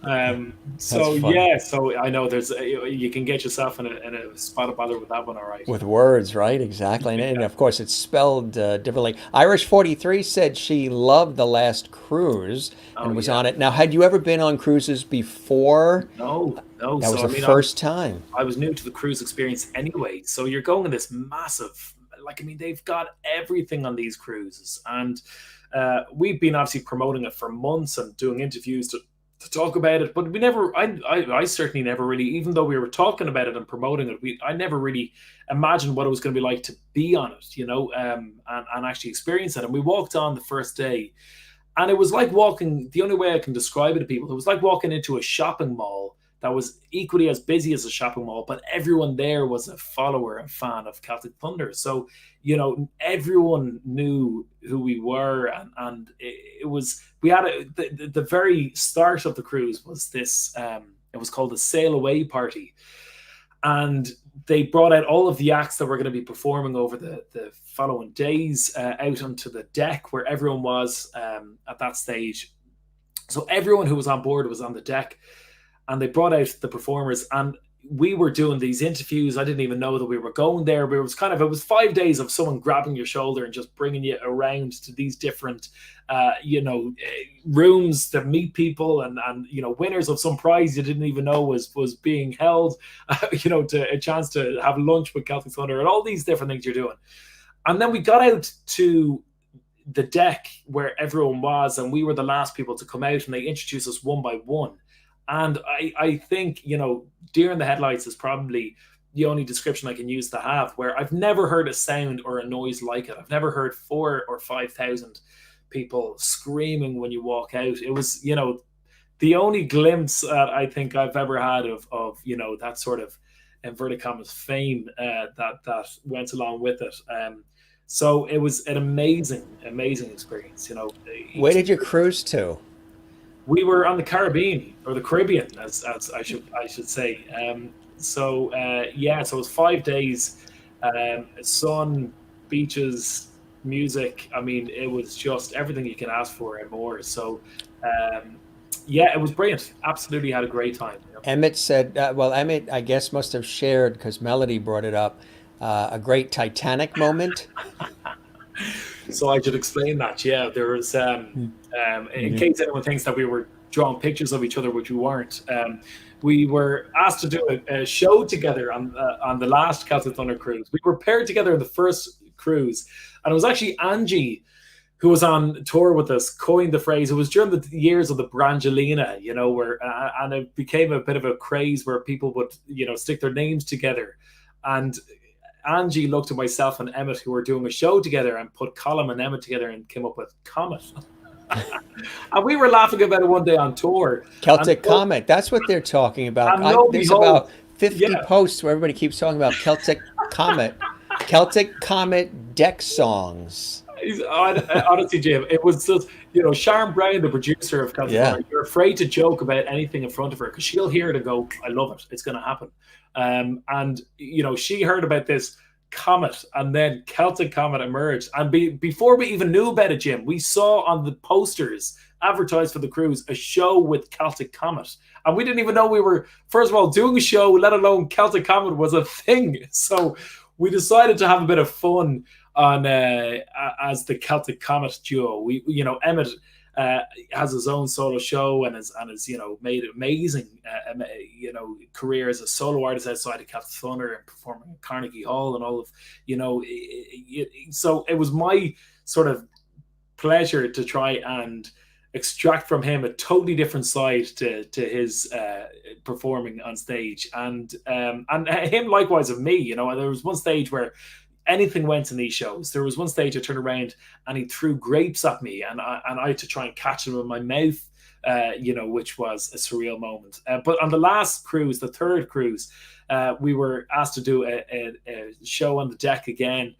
And we thought it'd be funny to perform a Titanic number and go around to the ship and have that kind of moment of, arms out, and we did that. So what happened in as a spontaneous, spur of the moment piece of fun has now come back to haunt us as something that, well, social media should be banned from these cruises. What happens on the cruise stays on the cruise. People remember, they film everything with cell phones. They remember every word you I know, say. I I know. get that too. I know how that is. That about 10 years ago, you said this thing, or you wore that blue shirt, I know, and you've moved on to the next thing, but they Oh, remember it totally. all. But Yeah. that's why, I mean, anytime I'm asked a question about, what year did this happen or when did this happen, I normally rely on the followers of the show to tell me because they know far more about everything than I do.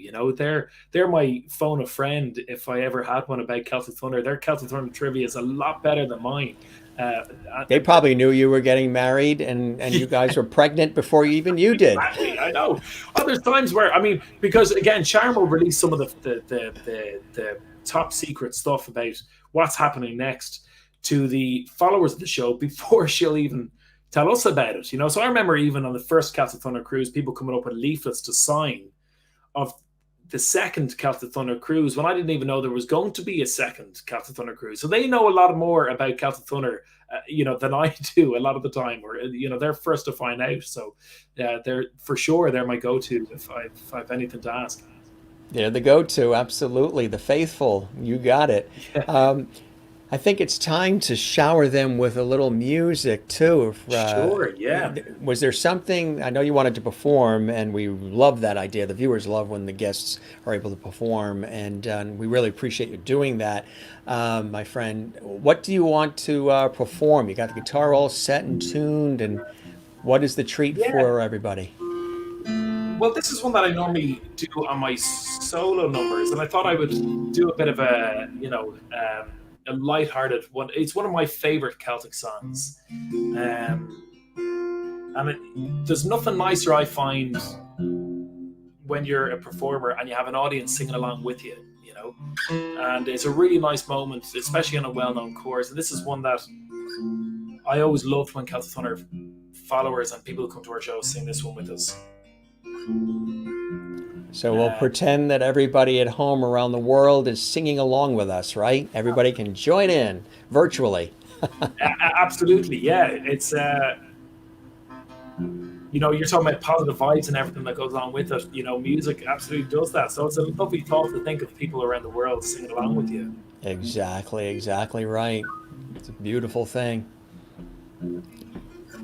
What kind of guitar is that you have? This is a Taylor guitar. I've always loved the Taylors, Very nice. Yeah, very nice choice. which is there we go.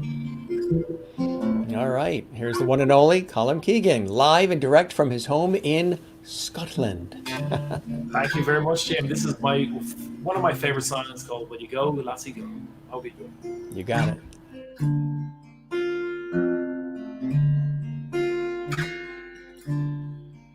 Oh, the summer time is coming. The trees are sweetly blooming. The wild mountain thyme blows around the blooming heather. Will you go, lassie, go? I will all go together to pluck wild mountain thyme all around the blooming heather. Will you go, lassie, go? Ooh,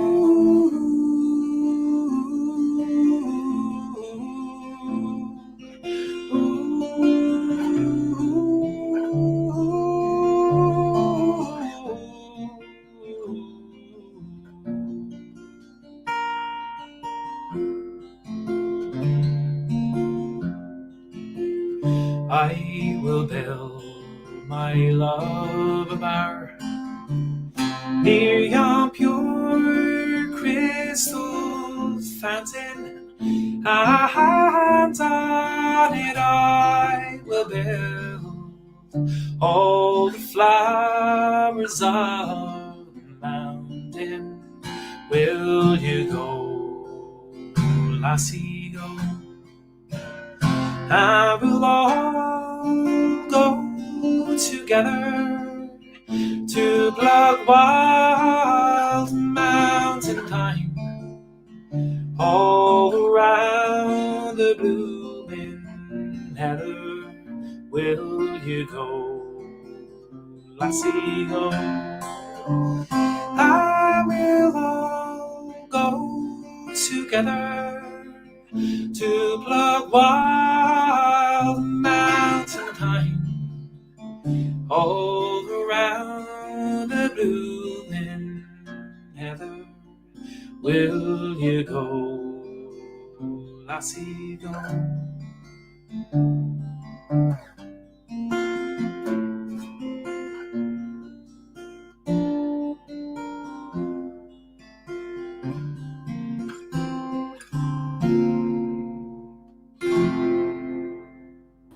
Really nice, really nice. A lot of people commenting, brilliant, love that song, one of my favorite songs. That's a very special song, isn't it? It is. It is. And again, as to kind of round the circle a little bit, when we talked about growing up as a child and the informal setting of the music sing-alongs that we would have at home and sing songs that my dad and his family would always sing out. That was always one of the songs I just remember as a child sitting down and hearing everyone singing along and jumping in with harmonies and seeing my uncles on the piano and dad on the guitar singing. And it was one of these moments that I think that's when I really started to fall in love with music. So now to think of myself as, a 31-year-old who gets to do this for a living and have people singing along with me is again, it's a really nice moment. Everybody's saying that they were singing. I mean, all these wonderful comments thanking you and hearts and claps and standing ovations. I love the voice, smiles, thumbs up, slancha. Beautiful Colm, thank you. What they're watching on the Jim Masters TV channel on YouTube and also on Facebook and Periscope, Twitter. Musical memories, beautifully sang. Marilyn in Wichita, Kansas, so lovely. I love the song. Claps, claps, claps. So, hey, you don't even need to be in like a concert venue hall getting all of the claps and all the rah, rah, rah here, and everybody's in their comfortable homes around the globe. So lovely claps and hearts, and we've even got the four-leaf clovers in there, which we love. Claps, claps, claps. How do you, we mentioned the songwriting too. Do you love writing songs? When did you actually start morphing into becoming a songwriter too, as opposed to, being a great singer, being a musician, but then wanting to sort of pen your own work? When did you decide to really take that on? Yeah, I think it was always there, Jim. I think it was. I remember as a teenager sitting down and trying to, once you start learning different chord progressions, I think it's a natural progression in itself to try and put it together yourself. And I've always enjoyed sort of writing. It wasn't really until I was doing the shows that it was a few years into performing where I felt confident enough to start performing some of those songs. It's one thing writing them, but you really kind of put yourself out in a limb a little bit when you perform. You're trying to give a lot of yourself to the audience, and when you're writing something, it's always a lot more of a personal thing Yeah. to get that out there. So, but then again, the rewards are so much higher though when you have people. One of my favorite moments as a performer would be seeing people singing along in the audience with the song that you wrote, and you can remember exactly where you were in the room you were in when you wrote it. And here you are in, New York or Boston or wherever you are on tour, and people are singing along with you, which is really nice. So yeah, so it's a really rewarding part of it all. Both performing songs that mean a lot to me, like "Go Lassie Go," as well as performing songs that I've written myself, for sure. How are you inspired? Are you always like observing life? What are some of the things that inspire you when you write? It could be anything. It really could be anything. I really try whenever I do write to with myself. I try not to dwell. I try and have a bit of a common theme through a lot of the things that I put together, that things aren't necessarily, without trying to be patronizing or preaching at the same time, but I try and have this, either lyrically or else by the vibe of the song that I'm doing. I try and have a bit of an upbeat, positive slant to it, and yeah, I think I've just tried to come up with as many things as I can. There's a lot of songs that I've written that I wouldn't put anywhere near the public, and I think that's important as well. That you can't really always write a hit, and you can't always write something that is going to be commercially successful. I think it's just that, but that's equally as important, to the muscle that is songwriting as those that do make it to the stage. So I do try and write as frequently as I can. Admittedly, since having children and having other projects as well, it hasn't been as frequently as I would like, but I still do write, whenever I do get the chance. Any children's lullabies or anything in the offing, maybe? Yeah, well, I mean, God, if they had their way, all I'd be playing on the piano would be Peppa Pig Yeah. theme song and Paw Patrol theme song and The Wheels on the Bus. So anything to get you away from their classic. And you love every second of that, don't you? Yeah, but that's just between ourselves, Jim. Right, that's right. There's nobody listening. Nobody listening.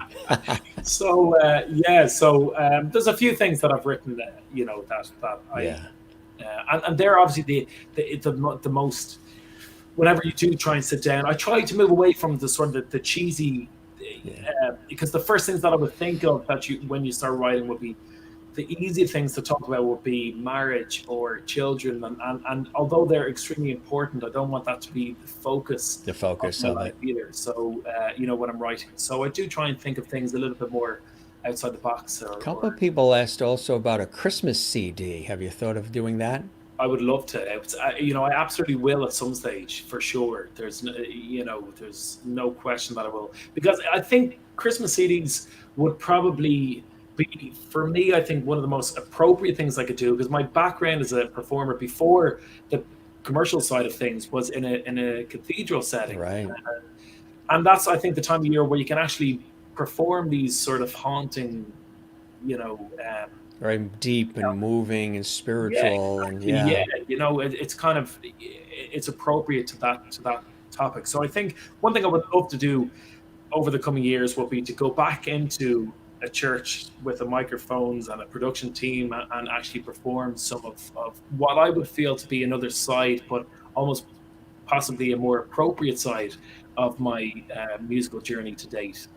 And I think Christmas will be a nice way to do that. You with the church and with your faith as well, right? Along the way, Sorry, I lost you there for a second, Jim. you're still very in touch with your faith along the way too, aren't you? Yeah, I mean, it's just part Big part of your life. being Irish. I think is also ticking the Catholic box as well, and it's just part of our genetic makeup. It would be, in we're all brought up with that being kind of a focus point of the week. So, that would still be there for sure. So yeah, it'd be nice to record something in that setting, and as I said, Christmas would be the appropriate time to do that. Is there another song you wanted to share with us too? Sure, if you've got time, Oh, we have, sure, yeah, absolutely. there's always Uh, one that People are voting for the Christmas CD. Yeah, Christmas. Cheryl says Christmas CD would be wonderful. Kathy Short says I'd love a Christmas CD. Try to add to the collection every year. Marjorie says Christmas CD in a cathedral. Can't wait, Colm. Uh, and Merlin says like Ave Maria in a church. That would be beautiful as well. So yeah, they're they well, know they like it I think works it's with the one that fans. They know you're going to do a Christmas CD even before you do. exactly. So it sums up my life, Jim. Really. That's Um, it. but this is one that I'm always asked to sing this song. So I thought I'd do a little bit of it because this was the very first song that I ever recorded with Celtic Thunder. And since we, have taken a trip down memory lane, well, then this is one that I'm sure people would know as well. So it's a song that was made famous, written by Jimmy McCarthy, made famous by Mary Black in Ireland. And I remember loving it growing up.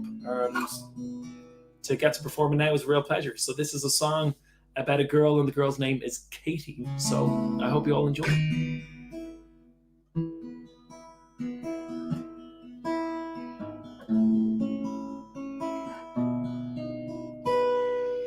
Tumbling curls of green, but the stained glass streaming light, the yellow colored lampshade used to keep us up all night. The smile upon your face and the tears upon your cheeks, the night sky on the window, and your heart calling out to me. Come running home again, Katie. Come running home again. Cross my heart and hope to die. Try cause another tear from your eye. Come running home again, Katie. Come running home again. Cross my heart and hope to die. Try cause another tear from your eye.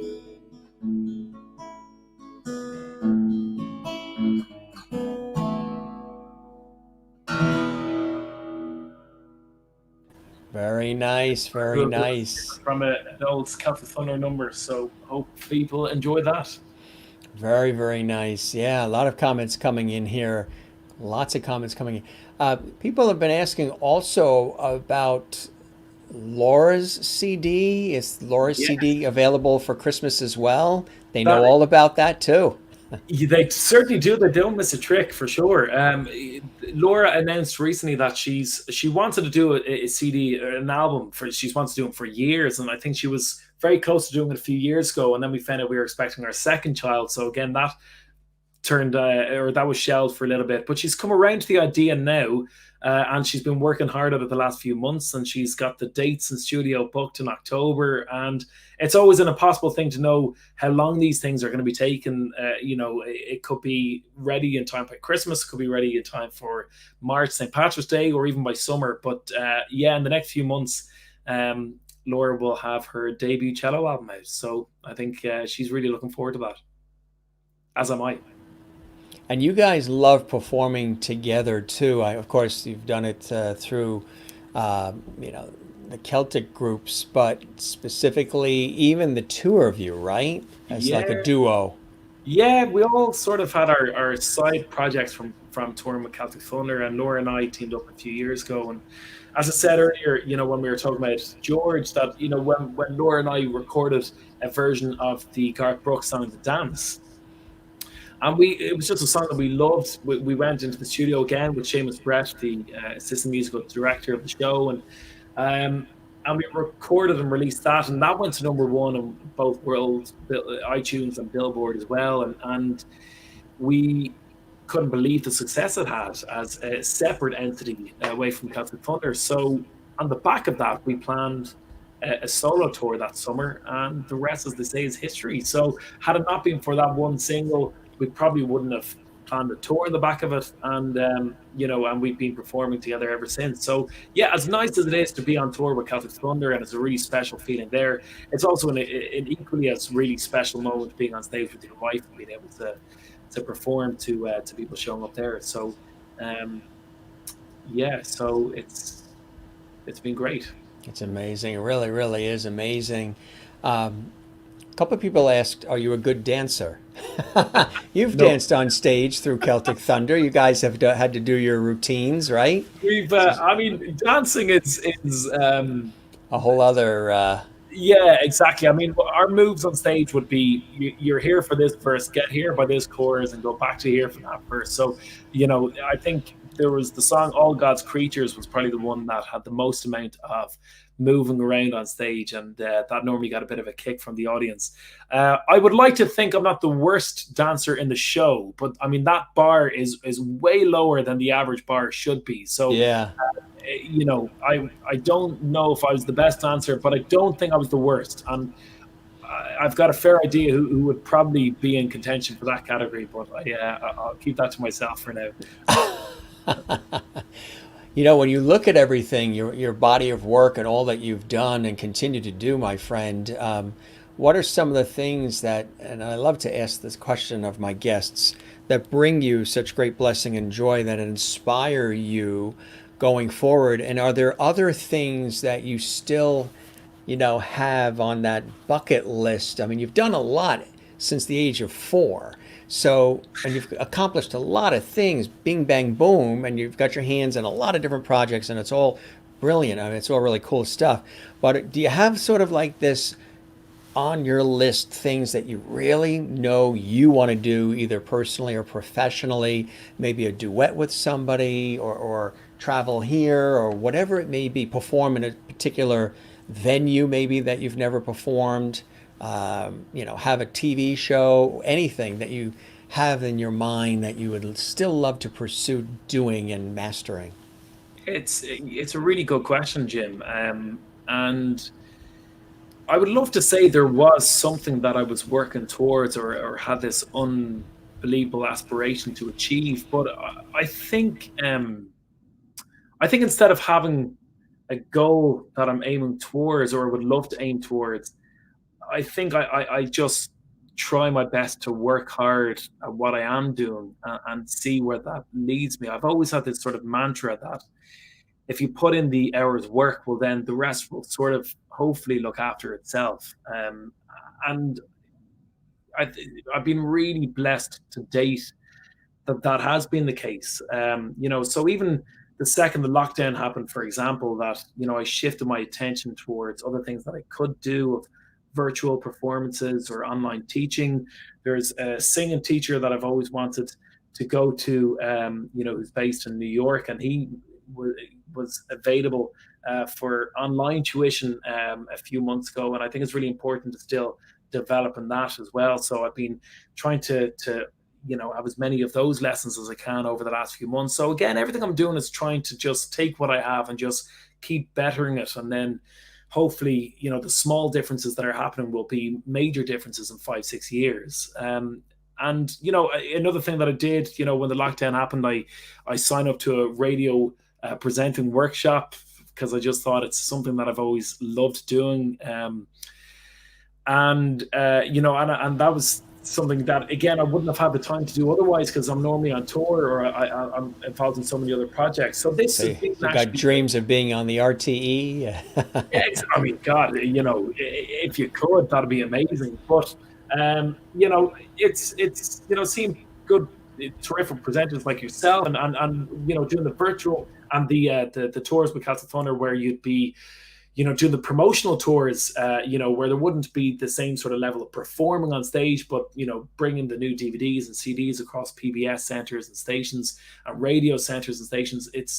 That always stuck with me as well. I always walked in there and thought, yeah, I would love this as well. So I don't really hone myself into one thing, and I don't really have one thing that I want to or one goal I want to reach. I think I just want to keep bettering myself in every way I can, and keep working hard, and not take for granted what I have, because who knows what the future has in store. There's a few things that the show that I spoke about earlier, Connecting the Celts, there's a possibility of that becoming a documentary, and that would be an absolute goal to try and achieve as well, if I could do that. So we'll see. There's the world's everyone's oyster at the minute, and technology has its pros and cons, but its major pro is how accessible it's made all of this for people to try out. So I will hopefully continue to do that and see where I end up. Absolutely. A couple of people have said that you're a great conversationalist, and I really, any of us that have Irish in our blood, we're great storytellers. We can tell a joke. We keep things just flowing and going, right? You I, definitely do too. I think there's probably the gift of the gab, all right. Neil did, Ryan did. It's, Yeah, I know. it's just an automatic. We There love is, telling stories. and that's the funny thing. I think we all get used to our solo ventures as well. It's always funny when you go back to Celtic Thunder and they're on tour, and if they're ever getting interviewed, it's always a funny thing where you've got 5 or 6 guys who are more than capable of doing the interview by themselves, and it's kind of a real comfort of someone else. The questions are thrown out, and letting someone else take this one, or yeah, I think probably is something in the Irish DNA a little bit. I think that maybe the gift of the Blarney Stone, maybe kind of going around That's it. something in the Irish waters. But yeah, Absolutely. it's just probably another side to the job, really. Sharon said you kissed the Blarney I Stone. did. Sharon was there with me. Yeah, she was on one of the book tours. Now, do you So have to go upside down and you're you lowered in do. upside down or You something? do, Yeah, yeah, I remember that. exactly. You're up at a fairly big height. I mean, for North Americans, it's probably nothing, because you guys have buildings that are crazy high. But us Irish aren't used to being up that high. So I was up at the top, and I was trying to play it cool as the tour guide, but I was absolutely not feeling that way. And then you lie down and you reach over, you're upside down, and you give the stone a big smooch. So it's whether that's been the starting point of me talking nonsense, I don't know, or whether I spoke nonsense for years before that, I don't know. But maybe it did help along the way. How do you like living in Scotland? I don't really notice a difference, if I'm honest. And I don't mean that in a negative way. I certainly mean it as a positive thing. I always feel in Glasgow like I'm in a different county in Ireland. That there's the same vibe around the air. Like the music is very similar. The culture is very similar, and people don't take themselves seriously here as well. I spoke about George having the Glasgow wit.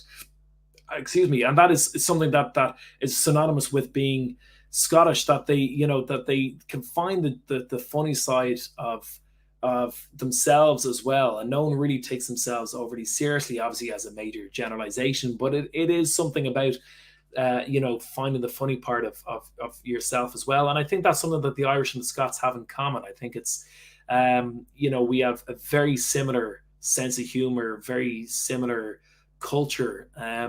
And apart from that, I mean, it's an absolutely beautiful country. Only 40 minutes from our house. I love the city of Glasgow anyway, But I mean, only 40 minutes from our house is Loch Lomond. Only an hour from our house is Edinburgh. One of the most, I know people in Glasgow probably don't like hearing it, but it's one of my favorite cities in the world is Edinburgh. You go an hour and a half up the road and you're approaching Glencoe and the start of the Highlands. I only visited Skye for the first time, the Isle of Skye, 2 years ago for the first time, and it's one of the most beautiful areas on the planet I've ever been to. So, I mean, I really do love it. And besides all of that, if you're looking at comparing distances in America to back here, when we're able to travel, it's only a 40-minute flight between Glasgow and Dublin. So a lot of the time, if I get up, it's about three and a half hour journey door to door between here and going back to my folks in Dublin.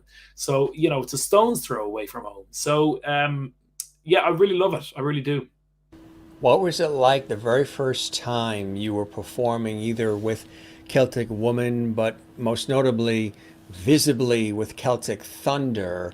So now we're talking about, national exposure, international exposure. That first time you returned back home to the Dublin area, to the friends, the relatives, the family, the reaction that you got must have been, wow, hometown boy makes good. They must have been very proud. It was a really nice feeling. Yeah, I think it's something that I probably shared with a lot of my closest friends and family. All of a sudden, I'll never forget the day I was announced as the new member of Celtic Thunder because I was sitting down watching an Irish football game, and my phone just started going crazy. And I still, at that stage, had Twitter notifications on. And it was all of these people are now following you. And it was just literally like that. Your followers went from maybe a few hundred to, 10 to 15,000, instantly. It was crazy. That you just had this level of support instantly. And as I said, my closest friends back home, they got equally as much of a buzz from it, I think, than I did at the time. That I was just catapulted into this totally unknown territory, and all of a sudden I was coming back home, and I was still very close and tied to the school that I went to, and I was going back and giving a hand with some of the school musicals that were going on there, and then I was being asked to give talks to some of the students about what it's like to go down the music industry and things that a few months prior to that I wouldn't have dreamed of being labeled as someone who would be qualified enough to be given those sort of talks. But but I've been really lucky along the way to just one door just really led to the other, and I was really fortunate with the series of events that did happen to make that possible. And and I always feel that there's kind of a social outreach part of you have to sort of give back what you've learned to the community in some way, and that's what I've been really lucky to do with the teaching as well. And I worked in a school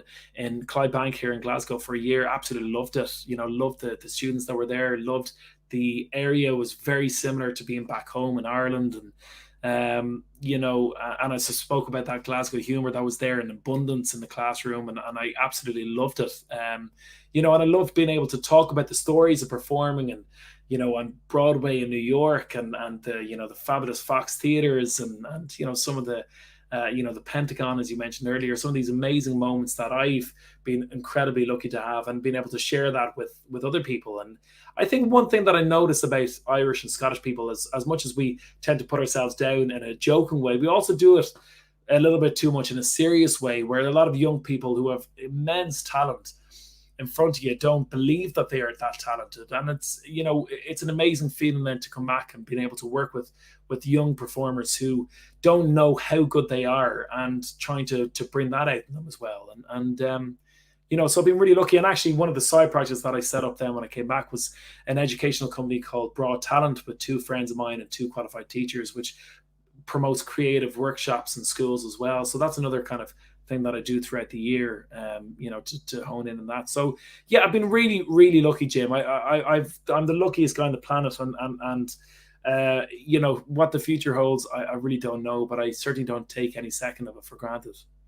Not at all, and you're truly blessed. And I think early on in your life, you really realize that. I mean, you're counting your blessings, and I love the fact that you have this real desire to pay it forward, to mentor young minds, and to want to inspire those who are coming up, because you started early, and by doing it the right way, blessings have come your way. Being patient, of course, too.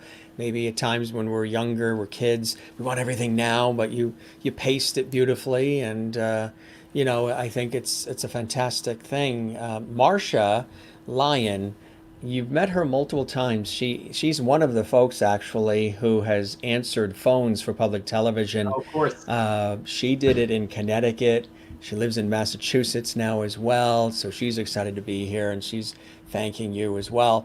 But that's something that's near and dear to your heart, to really inspire other people, isn't it? Because you've really got it down. You understand.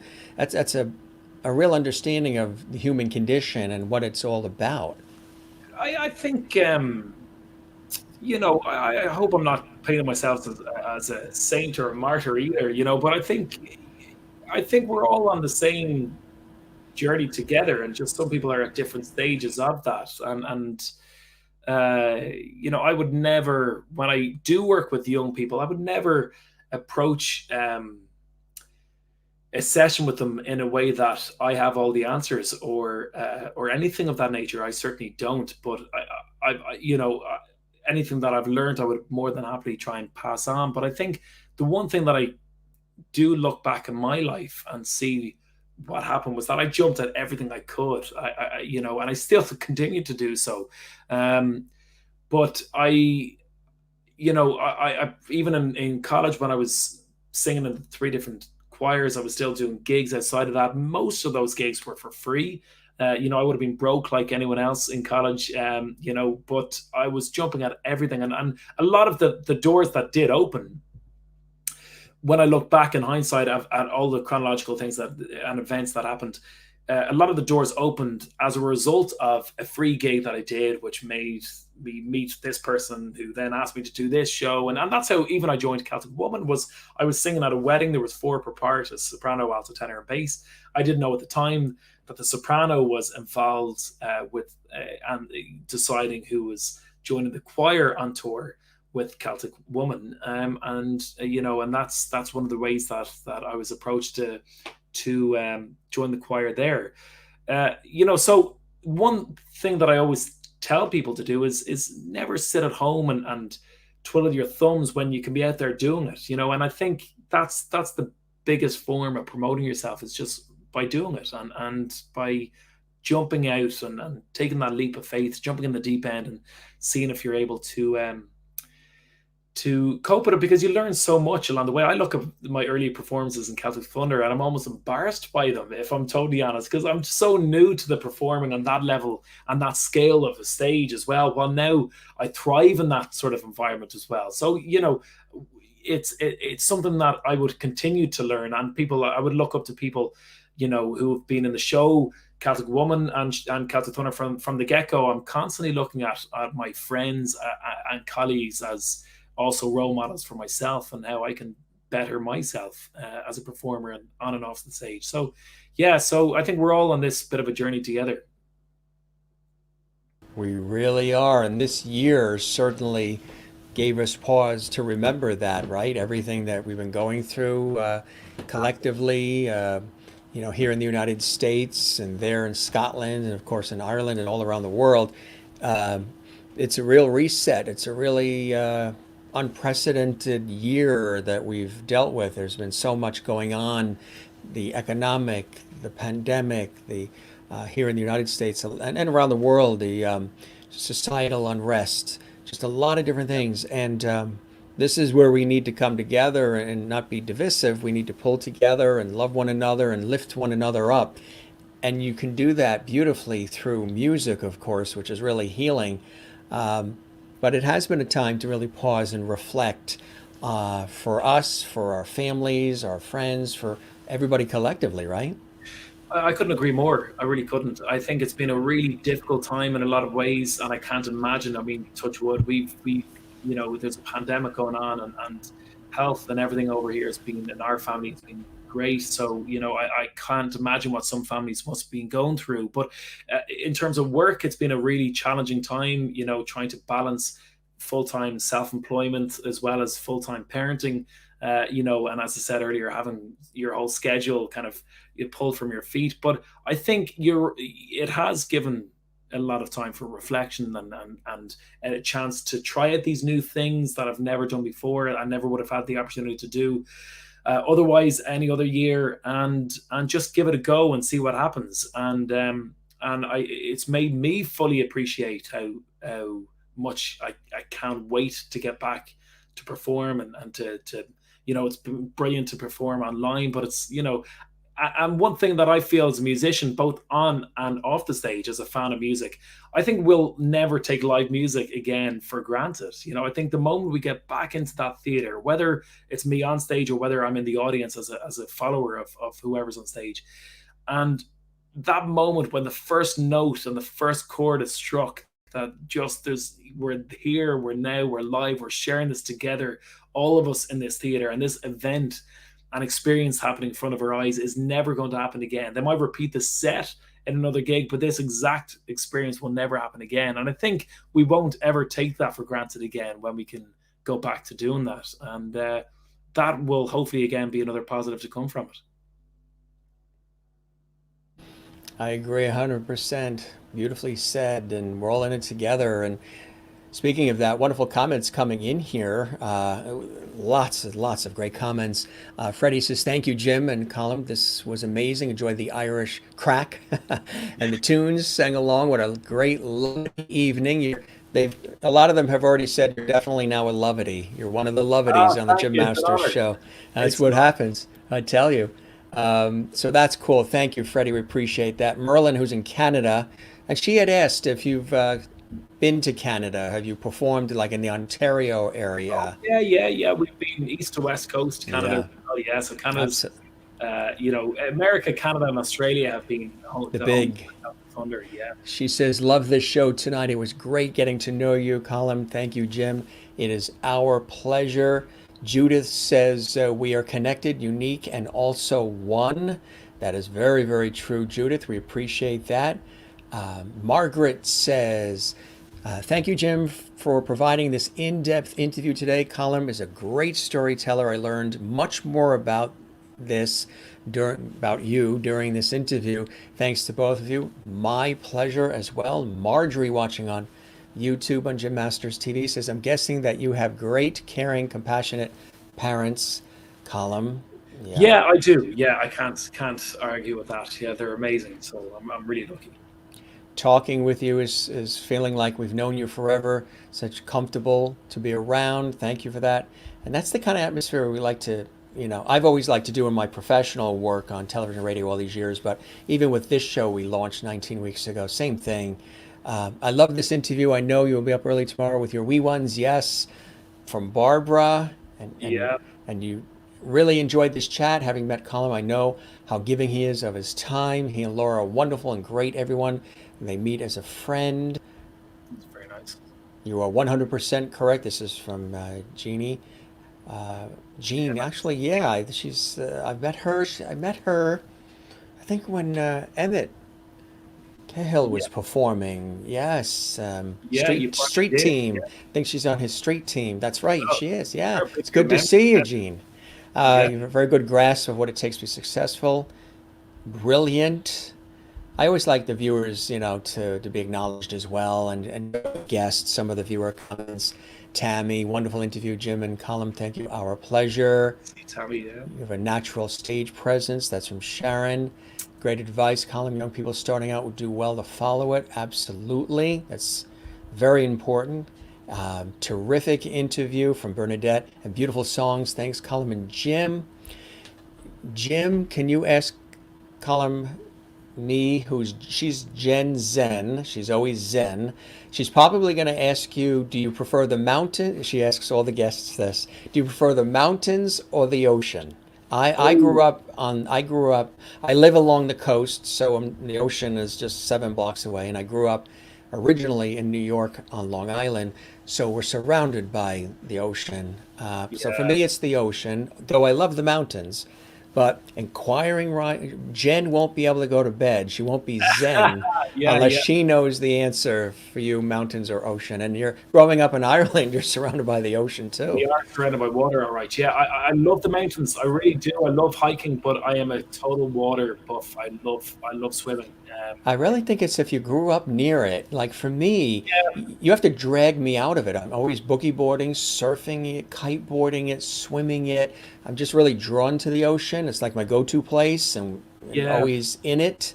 And I think if you grew up near it, you really appreciate the strength and beauty and power of it. And it's just part of like who you are in a way, you I'd know? agree. I think it's probably the time I can best relax. Me too. Right, when you can think and you can be inspired. Yeah. Absolutely. Diane says, Jim, you do an amazing job with these interviews. Thank you for helping me move quickly and keep our minds occupied, moving time quickly. Thank you. I appreciate that. I know sometimes we chat for a little bit here, but it feels like it's only been an hour. Love you, Colin Keegan. 2021 will praise God be better looking at 2021. I know with Celtic Thunder, the lads had said they're looking at, I think it's the fall of 2021 for Celtic Thunder to resume. Yeah, I believe that's their schedule then. And as I said earlier, then I think just after that fall tour in February 22, then it's the Irish cruise that they're going to be featured on, and I'll be joining them for that as well. So Where we're are they headed to? I know some people said they've already got tickets. Yeah, it's back in the Caribbean as well. So yeah, so Caribbean. I think if any of my friends or family heard me say Caribbean, not Caribbean, they'd be texting me about that. You Just know, it's really funny because, here in the States, you hear both. You hear Caribbean and you hear Caribbean. I, okay. but I say Caribbean. And All right. I don't know if that's a New York area thing or maybe hearing it on my father's side of the family, my father's side, the Irish side, they Yeah, say Caribbean.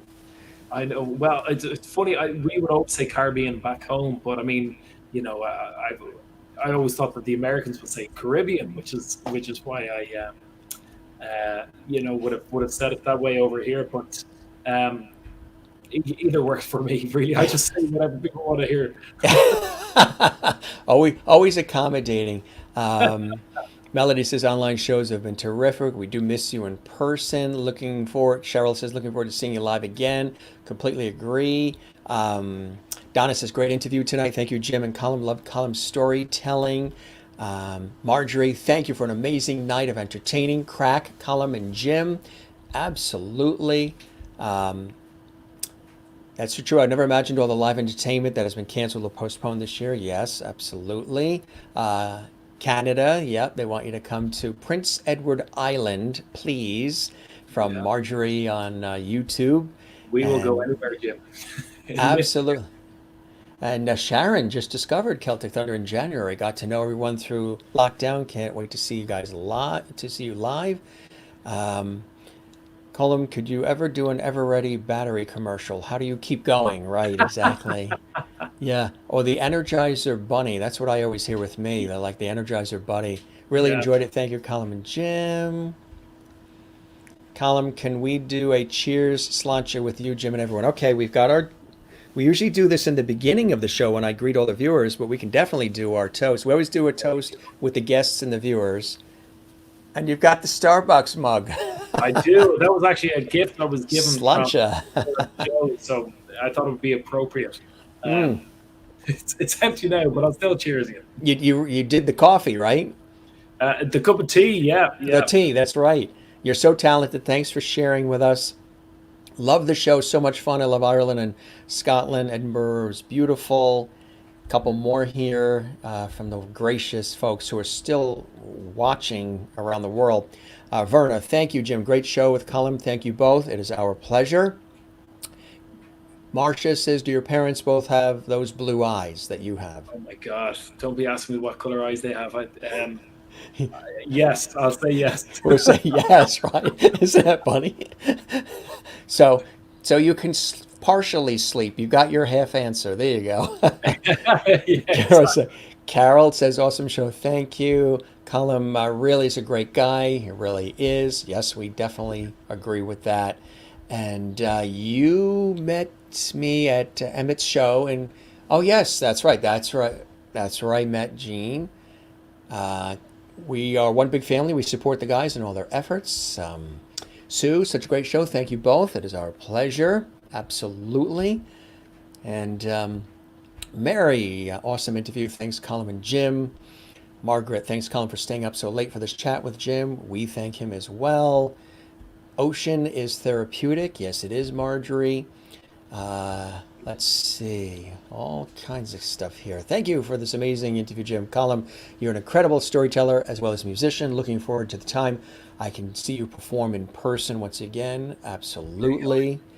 And thank you, Jim and Colin from Betty Bell. We really appreciate all this.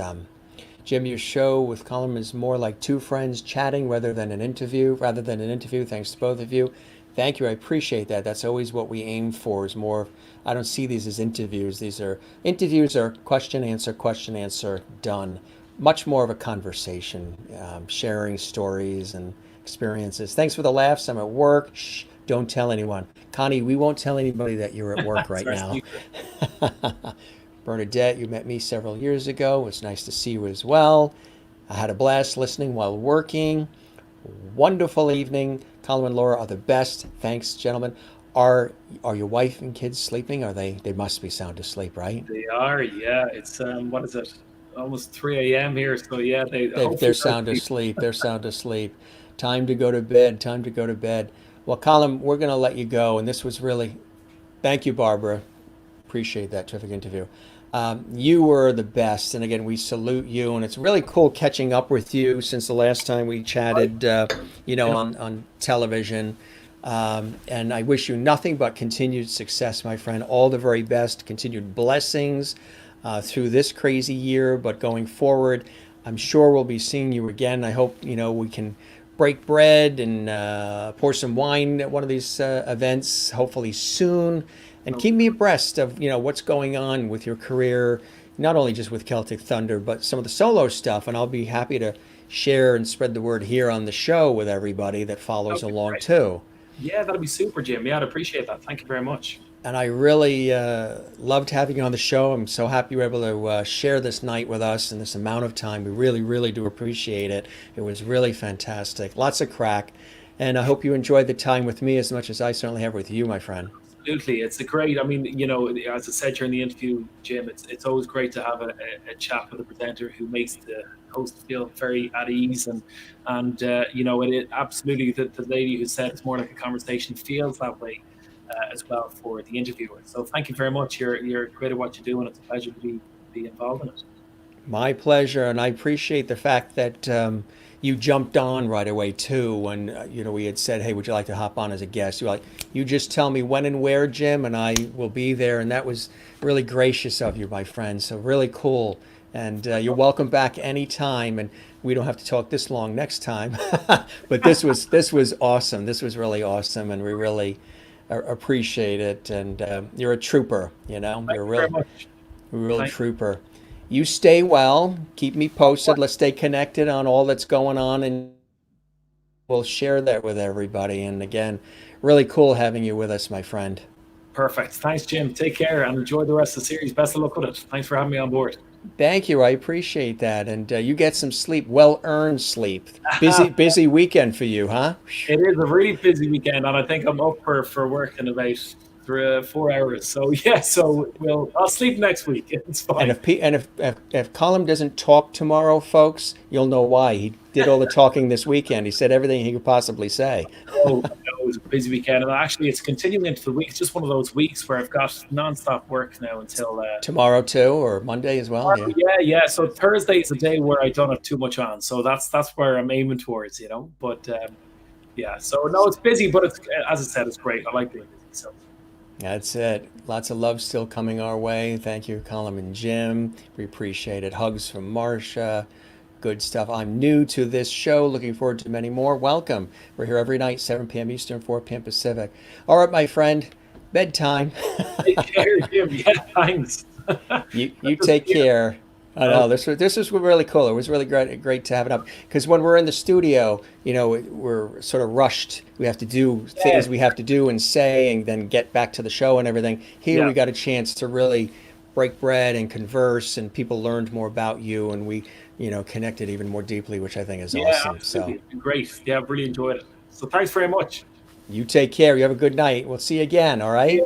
thanks, Jim. All right. Cheers. Bye bye. Bye, bye, bye.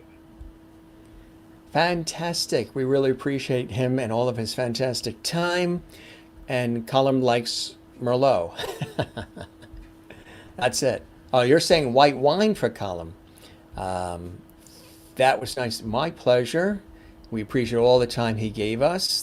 He was so excited when actually the representatives had asked me, "Hey, would you like to have Colin on?" And I said, "Absolutely, absolutely." And I think that was really really cool. We really appreciate that. So and he gave us a good amount of time, and that was really appreciated. While he gets some sleep, the whole time, just so you guys know, I'm standing. I stand here the whole time. So I think I could use some nappy poo myself and put these legs up. But it was terrific. Since we saw each other last, it was really good to thank you very much. Blessings glow to both of you. Thank you. That was amazing. We appreciate that. We like to have a good conversation here. We're not in a rush. And I always ask the guests, do you have, how much time do you have? I'm always cognizant of that. So we chat about that before we go live. How much time do you have? Are you in a rush? Is there anything coming up? Do you have to be anywhere, do anything? And so that gives them the freedom. If we have to do something fast, we keep it moving. If they have some time, and Colin was like, I have plenty of time. I'll sing a couple songs. We'll have a good time, lots of crack. So that was great. And Neil also gave some wonderful time, as did Ryan did. Ryan, we just had an amazing chat, Ryan and I too. And Renee Nesbitt and Chloe Agnew, Cuneo from Under the Street Lamp as well. And Richard Pryor Jr. last night, incredible actor and writer, son of Richard Pryor.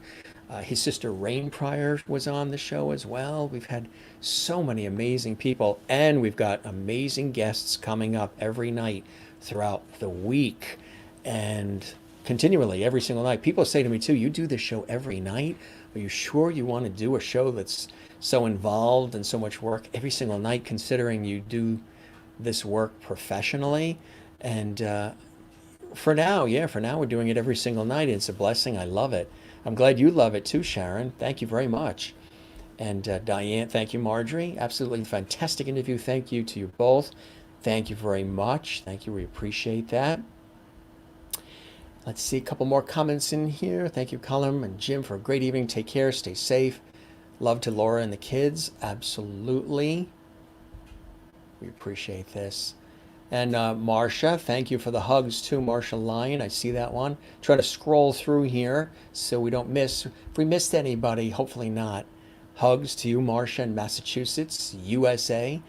If you're new to our show, welcome. This is your host, Jim Masters. We're live every night, 7 p.m. Eastern, 4 p.m. Pacific. We do this entertainment lifestyle talk show series with great guests on location segments, host chat, food, music, guests from television and movies, Broadway, Hollywood, around the world, celebrity friends that I've worked with, and so much more. And we have a lot of levity, a lot of fun, a lot of crack. And sometimes we get into some really deep, meaningful conversations with our guests too. And sometimes we go out of our studio and we take you on location. We've been to the Netherlands, we went to California together, we went to Red Rocks in Colorado together, and we're going to be going on more trips together here. But I do this work professionally in television and radio in the United States as a host, presenter, personality, journalist, actor, a vocalist, and more. And we launched this show 19 weeks ago and have had great guests and so much more, and really love having you on the show, welcoming you to our show here. And hugs to you, Bernadette as well, and Donna. It is our pleasure. Thank you. I'm glad you enjoyed the conversation. Good night to you, Sharon. Good night, Denise and Irish 43 and Jennifer. Go sleep in the motorhome. He's sleeping in his regular home there in Scotland. Sleep is overrated. I know. You know, ever since I started this show, and ever since all of this started happening in 2020, I haven't been getting a lot of sleep. So I'm sleeping right now, actually. No, haven't been getting as much sleep. Although tomorrow I'm going to sleep in, and then I have a radio show that I host professionally for Close Up Radio in New York, and I have that at 1 o'clock. I have a live interview there. That's separate from this. Thanks, Colin and Jim, for another great show. Thank you, Renee in Iowa, USA. And Francis, good night to you as well. Thank you for your wonderful comments. Thanks to everybody who has been commenting and all of your love and levity and so much more. We appreciate all these fabulous comments. Yes, the online classes. Yep, got that as well. Sweet dreams. Thank you, guys. Our pleasure, Mary. Sweet dreams. Don't let the bed bugs bite. Diane, thank you, Jim. Can't wait for some more. We're here tomorrow night, 7 p.m. Eastern, 4 p.m. Pacific, with amazing guests. He really likes Merlot. So when I see him next, I'll buy him a glass. Jim, you're a hoot. Thanks for doing these interviews. Thank you very much. A lot of Irish crack tonight, that's for sure, huh? That was fun. Pamela Perkle in Kansas City, Missouri, USA. Thank you very much. Thank you, Jim. We hope you get to interview Emmett Cahill, Seamus Brett. I know all of those guys too, and Emmett O'Hanlon as well too. Remember him? He's with the opera in Chicago, I think, the Lyric Opera in Chicago now. Yes, we've reached out to them as well, so hopefully we'll chat with them soon. And so much more. We have so many guests from so many different areas. Sit, I know. I need to sit soon, right? Exactly. I used to do the sitting, but we expanded our set so much more when we did some technical upgrades about a month or so ago, month and a half. So we've got this, and I used to do the sit, and I guess with the standing, I can move around a little bit more. So it's almost like I'm on stage in a way, because I've done a lot of stage emceeing at Carnegie Hall and other places. I've emceed several of the Celtic Thunder concerts when they've been here in the States, Celtic Woman, and many other artists over the years. And there's lots of times where I've been on television on location or on TV shoots or live on TV where we're standing as well. When I'm on radio, I sit. But I'm going to sit soon. Your poor feet. Thank you very much. I love that. You need a stool. I might get one. Yeah, I may get a stool, sort of. Thank you very much, Margaret. I hope you'll become a regular viewer. We're here every night. It's a fun entertainment lifestyle talk show series.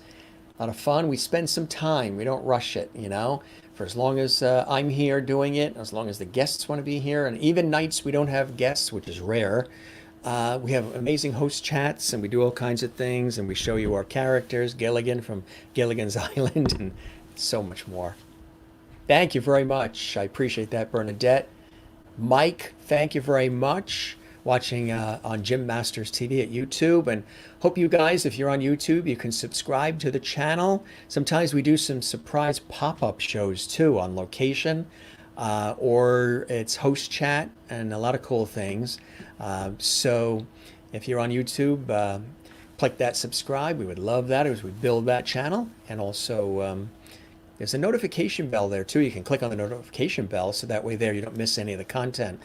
All of the episodes of the Jim Master Show Live, all the interviews, conversations, all the fun we've had are available right there on the YouTube channel at Jim Masters TV. So if you want to see this again with my great guest, Colin, you can easily see it again. Or as some people say, Colm or Colin or Colin. He's here in the archives on YouTube at Jim Masters TV, and all the great guests and all the great shows we've had, all the terrific crack. Again, for the American audience, we're talking about CRAIC, crack, Irish good times, fun. Thank you very much, Bernadette. I appreciate that. Very kind of you. Yes, we're going to do that for sure. Sherry is here. And thank you, Jim and Colin, for another great, amazing interview. Our pleasure, my pleasure as well. Margaret says, I enjoy your interviews with the Celtic lads, Celtic Thunder lads. My pleasure. I'm glad you're enjoying our show and our series. That means a lot as we continue to grow this further and expand it. If you've enjoyed it tonight, tell your friends, your family, your colleagues around the world that we are here on YouTube at Jim Masters TV and Facebook, Periscope, and Twitch at Jim Masters TV. You can also find me on Instagram at Jim Masters TV and Twitter at Jim Masters TV, as well as Twitch, Periscope, Facebook at Jim Masters TV, and YouTube at Jim Masters TV. Oh, good. You watched the conversation when Ryan Kelly was my guest. That chat was epic, wasn't it? Wow, it really was. And when his dog jumped on his lap, Larry was a star. We love that. Paula says, that was so good. Please do a Celtic comment one. Also, it would be great if you interviewed Seamus Brett. Yeah, a number of people have asked about Seamus as well, so we'll try to work on that. We'll put some things together. Did you ever see the interview I did with America's Got Talent 6th season winner, Landell Eugene Murphy Jr.? That was really cool. You can see that on YouTube, and so much more. Denise says, I like that you take as long as you do with these interviews. We really get to know your guests better. That's my pleasure. I really appreciate doing that because I think, a lot of times when people do conversations, it's quick. They'll tell you about their new record or CD. They'll tell you about the book, the movie, the new show, or what they're doing. And it's just question, answer, question, answer. All the questions are written in advance. Not here. There's no questions written in advance. We just have a conversation and we connect. And all the guests, I get these beautiful letters and these wonderful calls and emails from the guests, how much they really enjoyed it. And some have said, I think I'll do a show where I will share with you some of the beautiful things that the guests have said after they've been on the show. There's a couple of them. One is a Hollywood legend who was on a lot of TV shows and he's done animated characters and movies. And he had said he's never experienced an interview like this that went so deep and he was able to express himself and perform. He did animated voices of characters and he didn't feel pressured or rushed or like the whole thing isn't about me, because a lot of times the host makes the show about themselves only. They don't include the viewers. And they just have the guests come in and whisk the guests out, and that's it.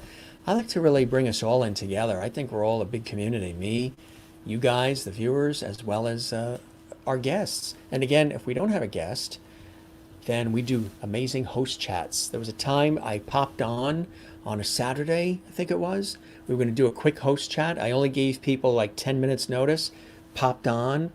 All these people from around the world popped on. And we ended up chatting. I said, I'll do it for like 10 minutes. We ended up chatting for an hour and a half. And boy, did we talk a lot about food. We loved talking about food. So you're very, very welcome, Denise, watching on YouTube.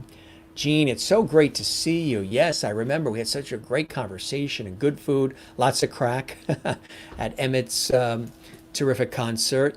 That was a great show, Jim. You're a very good interviewer. Thank you, Jean. I appreciate that very, very much. And a lot of people have asked about Emmett as well, so hopefully we can welcome him and he can come on for as long as he wants as well. And Seamus, yeah, reach out. Maybe we can get him on as well. That would be fantastic. Yes, you can see on YouTube at Jim Masters TV, we have some of this week's guests already listed. And then we also post them on the Facebook page at Jim Masters TV, the announcements as well. Good night, Jim. And old and new lovities. Great conversation once again. Stay positive, stay safe, and relax. You as well. Beautiful words. Thank you, Mary. You have a good evening with us, too. Jim, you have such a talent and gift in bringing out the best in your guests. Thank you very much, Marcia. You've known me for years personally. Matter of fact, you and I, remember we went into New York City together. We had a fabulous dinner and night, and we saw both Emmett's performing, Cahill and O'Hanlon performing together. And wasn't that fantastic? I hope you're doing well in Massachusetts. Miss seeing you. Hopefully, we'll get together maybe for lunch or something. You and I met through public television, my years hosting on PBS, locally and regionally. So you have a good night, Marcia. Thank you for those beautiful comments. Really appreciate that. Carol says, can we see previous interviews? Yes. All of the interviews, if you go on Masters TV, and we invite you to subscribe to it, all the interviews, all the amazing guests from all different walks of life, and really amazing conversations, and some other fun on location segments, and so much more. All almost 19 weeks of shows are right there for you. And when you go to the YouTube channel, look for the Jim Masters Show Live. That's the area, that's the playlist or the category on that channel, the YouTube channel. And there's also some other videos I post called Masters Mantras, and those are some positive, inspirational videos that I create with some positive words or positive scenes. I've been doing that for many years on Facebook at Jim Masters TV, and so many people said that they loved that. They want me to write a book about it, so we are actually going to be writing a book with all those positive Masters Mantras in them. They're positive words, they're inspirations, some uplifting comments. So we make some videos as well. They're there. And you can also see some of my professional work too. That's also on the Jim Masters TV channel as well.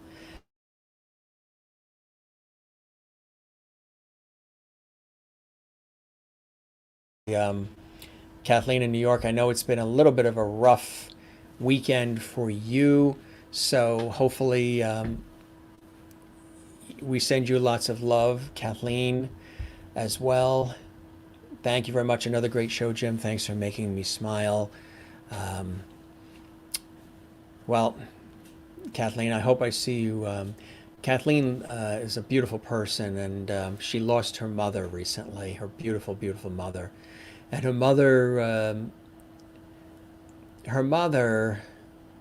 was a lovely woman. And Kathleen and I have been friends for a long time, personal friends too. And we've gone to dinner. We were actually on a national TV show in America together. We've got on the Rachel Ray show. For those of you outside the United States, very popular chef. She has her own national TV show.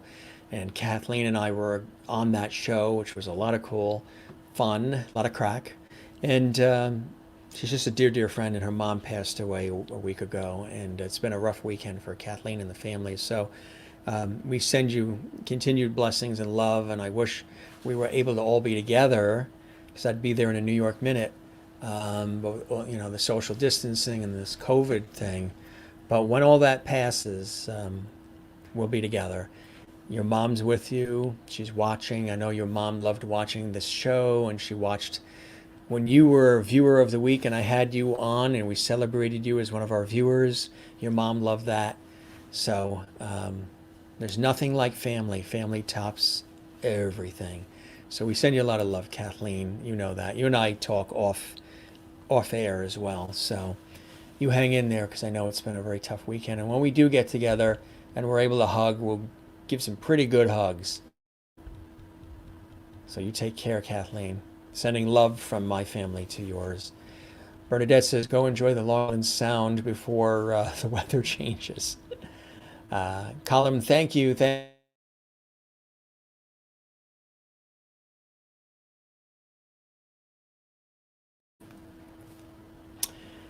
Internet getting a little crazy, huh? Yes, on YouTube. That's right. All of the. And let's see, what else? Jim, you get the best from your guests from Meg Hartnett. Thank you very much, Meg. I appreciate that. I appreciate that you noticed that I try to do that. Pamela Perkle in wonderful Kansas City. Good night, Jim. Good night to you, Pamela. First thing I'm going to do is put my feet up. And I might even have a dish of ice cream. We haven't had.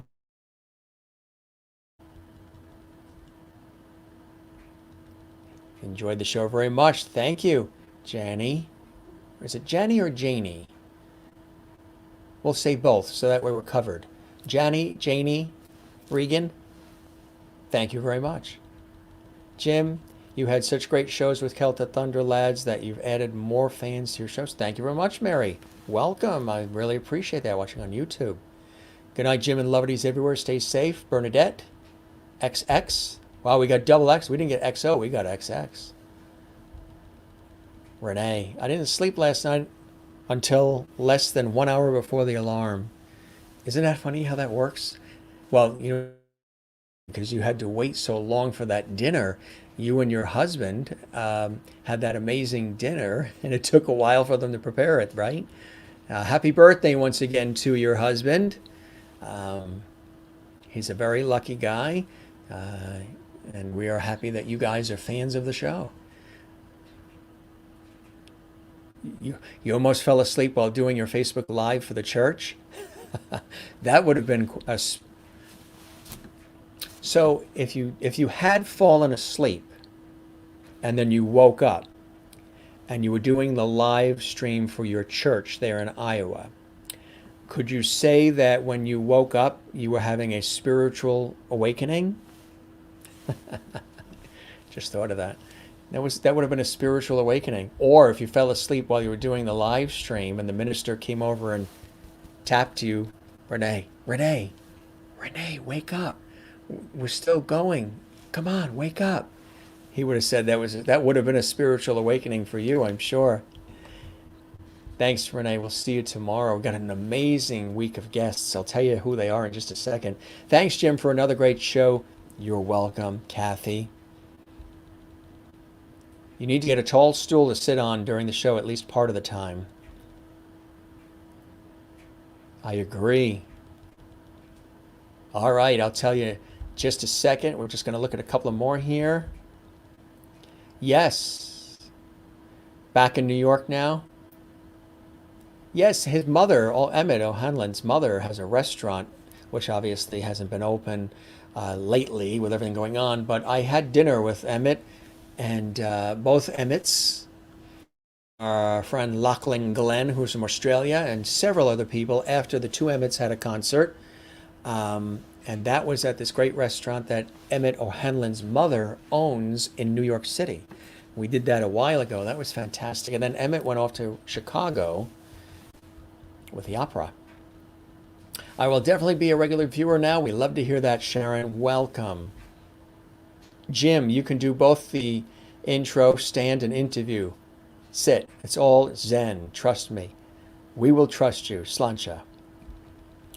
Christine Clifton. We love having her here as well. The word. We love that. She says another fantastic show with, and this time with Colm. All the special guests are wonderful, fine, and talented people. I've been listening tonight.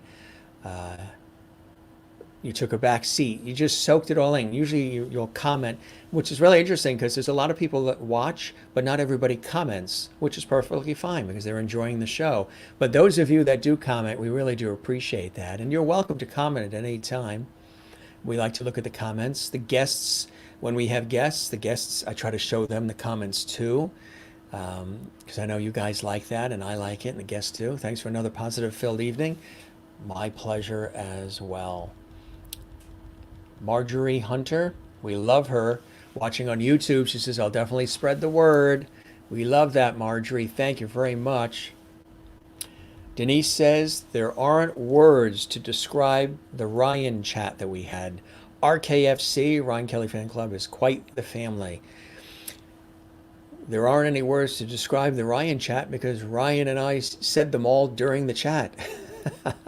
It was really terrific. It really, really was. And it was great to, when I've interviewed the guys I've interviewed, again, as I've said in the introduction, blessing and pleasure to interview all of the members of Celtic Thunder over the years, all of the members of Celtic Woman, the Irish Tenors, Andrea Bocelli, Peter, Paul, and Mary, whoever you think of, Julia Child, the fabulous chef, Jacques Pepin, Nick Stellino, Judy Collins, so many brilliant, fabulous people.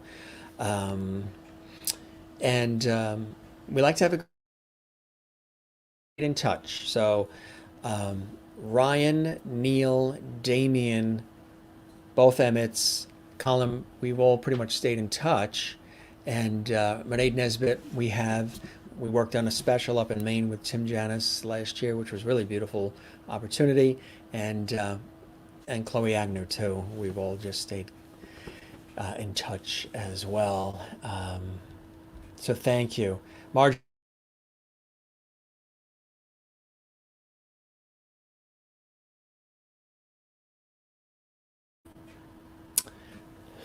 The internet is crazy. It just sort of, I don't know if I'm freeze framing or it just goes black. It's weird. Oh, what a great name, Zofia Williamson. That is a very beautiful regal name. I love it. Zofia Williamson says, enjoyed your chat with Colm. Thank you very much. I like that. And if Skylark, if you missed anything, Skylark Ann, you can see it all on the YouTube channel, Jim Masters TV. The whole interview, everything is all there for you. Jim, as you know, last night I brought you and your show to the mountain. Yeah, you were in a tent at the drive-in with Ken watching our show on your cell phone. That is really loyalty. We really appreciate that. That is a blessing, a blessing, a blessing. And just so you know, gang, tomorrow night, Monday, we're going to announce our next viewer of the week. All week long, Christopher Joseph, our viewer from Ohio in the United States, has been our viewer of the week. So we celebrate Christopher Joseph. He's been with the show, I think, ever since the show started. So tomorrow, Christopher is going to pass the baton over to our next viewer, whoever that is. We'll find out. What that is I usually take one viewer who's very faithful, who watches the show all the time, who tells everybody about the show, who loves the show, spreads the show around, and we celebrate them. And they get to wear the crown of being one of the Jim Masters Show live viewers of the week. And we've been doing that all summer long and now into the fall. And so we'll see who that's going to be tomorrow night. You're welcome, Carol. You're a very gifted interviewer. Thank you very much, Sharon. I appreciate that. I enjoy people. Marilyn, good night, Jim and all. Jim, you need to get off your feet. Thank you very much. You are right. Margaret, yes, thank you. Beautiful for our friend Kathleen who is watching. That's very beautiful to say that. Mary as well. Good night, all. Beautiful for Kathleen. Absolutely, Kathleen. You know where the levity is right here on our show. Thank you, Denise. Thank you, Alice. I'm glad you enjoy the show. Appreciate that. Tom, who I've known for years, actually. Good to see you as well. Catch the replay. Thank you for doing all you do. My pleasure. It's good to see you. I hope you and your family all are well. You and I have known each other for how many years now? 20? It's got to be at least 20. Since those public television auctions, remember? That goes back. Good to see you, Tom. Hopefully we'll break bread soon when all this passes. Richard Pryor. That's right. Richard Pryor Jr. was our guest last night from Peoria, Illinois. That's where he's from. You got it. The Irish Rovers. Yes, love to have the Irish Rovers on. I love that idea. We'll have to work on that. You do a great interview because you're also a great listener.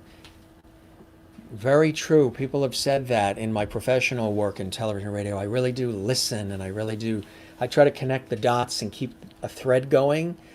I don't have like a pre-planned question and then the person's answering the question and I'm not listening because I want to ask the next pre-planned question. That's not how I usually do it. It's a conversation, so I'm really listening, and a lot of times I'll even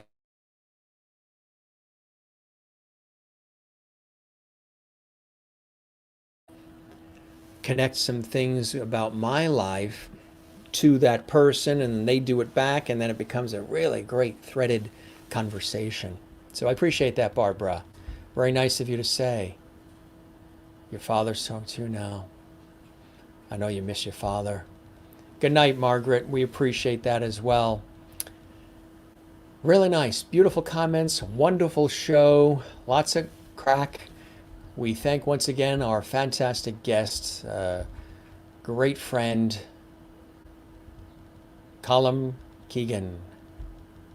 He was live and direct from Scotland. Here's some pictures, of course, there is with his lovely bride, Laura. This was his very first album he was so proud of, I'll Never Be Alone.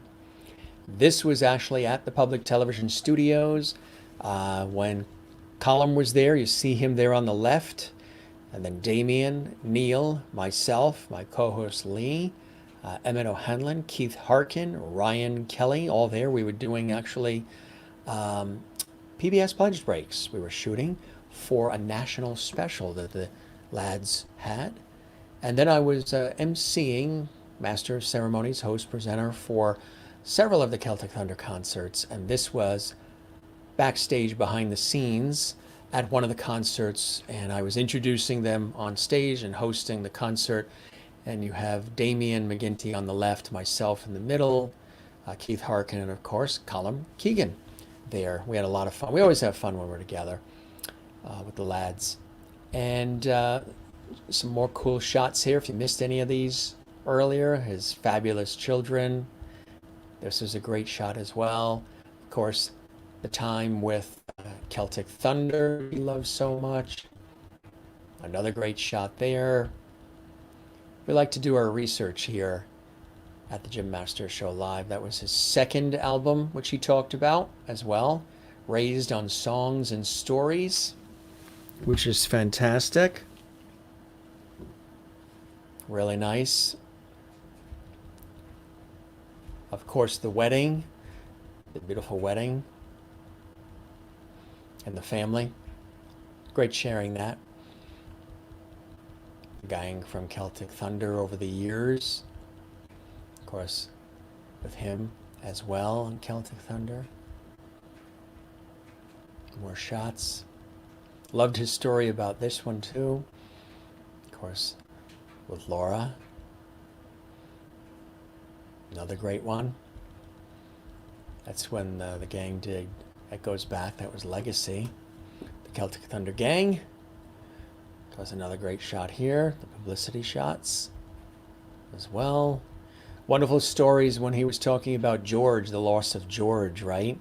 Absolutely. That was very touching. And Ryan as well, and Neil, and everybody, Paul, Damien, when they've talked about the loss of Big George, who's on the upper left in this photo. Huge shot there. So we thank Colm for being with us here on the show. And again, that was a funny story about what happened here. If you missed it, just go back. You can watch the show again. And this was on the cruises. Really cool stuff over the years. Wonderful shot there. And there as well. So, once again, we thank our great guest, Colm. You find the best photos to share. Thank you very much. Good night to Margaret. Good stuff. All right, gang. We're going to wrap up. It's been a full, extended, epic version of the Jim Masters Show Live, that's for sure. We toast all of you. We'll do another toast. Usually in the beginning of the show I do this, but I wanted to welcome Colm on early because, I was very cognizant of the time, it being late, because where he is in Scotland, we started for him at 7 p.m. Eastern here when we do our show, 4 p.m. Pacific, but in Ireland and England and Scotland, it starts at midnight. So we appreciate him and his time. So, Sláinte. Wonderful evening together, or day, our friends in Australia, good day. And feel free to binge watch all of our shows if you wish to. They make for some great viewing. And again, if you missed an episode, you can see them all on YouTube at Jim Masters TV. Welcome to everybody also on Periscope and Twitch and everywhere else. Good night, Jim. Have a good night. You as well, Renee. Irish 43, I knew you'd be here, Irish 43, and I love it. Thank you, Jim. Love the show tonight. We love having you here as well. Denise says, Sláinte, you too. And Jennifer, Barry, thank you, Jim and Colm. Love you both. Sláinte. Love you guys too. All right, gang. This is your host, Jim Masters. Thanking you for your time this time till next time. We will be back tomorrow. Just want to show you some of the guests because I know several of you have asked. Tomorrow night, we've got a brilliant actress and singer. She is amazing. Donna Ravino is here tomorrow. You're going to absolutely love her. She's a musical theater actress. She's been in the Broadway play Cats and so many other productions, major productions in theater, Broadway, and so much more. She's here. Actually, she's here on Tuesday. She's Tuesday. Monday, tomorrow, is a legendary actor. This is Barry Pearl. He's live and direct from California tomorrow. Now, Barry, you see him on the left. That's when he starred in the 1978 movie Grease. Yes, the one with Olivia Newton-John and John Travolta. He was a lead character in Grease and a lot of other movies, lots of other TV shows that we all know around the world. This is Barry Pearl, legendary actor, tomorrow live, 7 p.m. Eastern, 4 p.m. Pacific, on the Jim Masters Show Live. Again, we're so honored to have this Hollywood legend joining us tomorrow. That is Barry Pearl. That is tomorrow, Monday. Again, that's at the time of this show. And so if you're watching this later in the archives, these episodes have already aired. But tomorrow, Monday, is the legendary Hollywood actor Barry Pearl. He is here tomorrow. Then on Tuesday, brilliant musical theater actress and singer, and she's going to perform live too. She's got a beautiful voice. She will be performing live on Tuesday. Donna Ravino will be here, and we're really, really looking forward to that. That is going to be fantastic.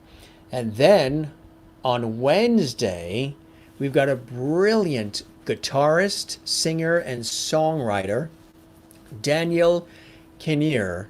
He's going to be here. He's amazing. He's very popular, well-known, famous, award-winning.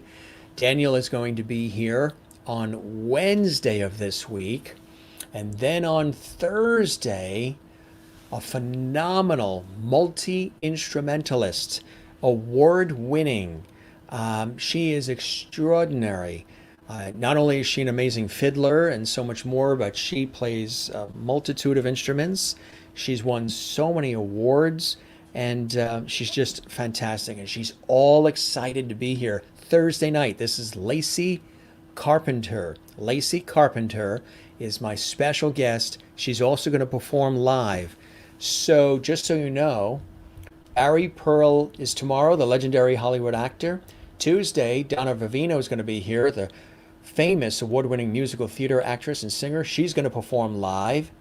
Daniel Kinnear, the brilliant guitarist, singer, songwriter, he's going to be performing live on Wednesday and Thursday. Lacey Carpenter is going to be here. She's going to perform live as well. We're excited to have her here. Then on September 24th, which happens to be my birthday, we're all excited because the legends from the Temptations, the Four Tops, the Platters, and the Drifters, they are the voices of classic soul. They're going to be here live, entertaining us all on September 24th. That's right. Just a week or so away. That is actually my birthday, September 24th. And they are the remaining members of the Temptations, legendary groups, Motown and soul music groups, the Temptations, the Drifters, the Platters, and the Four Tops. These fine gentlemen, these brilliant singers and performers are going to be here on September 24th, live. Very excited about that. Just happens to fall on my birthday. They watch our show. They love the show. And their representatives contacted me and said, we'd love to have the guys on the show. So they are coming on September 24th. Don't forget, everybody, to smile. Smile as often as you can. We always say that here on the show. Put a smile on your face. That'll then cause others to hopefully smile. And as Colin and I talked about, find your go-to place that makes you zen. Mine is the ocean. Love the ocean. Grew up near the ocean. Colin loves the ocean as well. Find your place, whether it's the mountains, the ocean, your yard, whatever it is.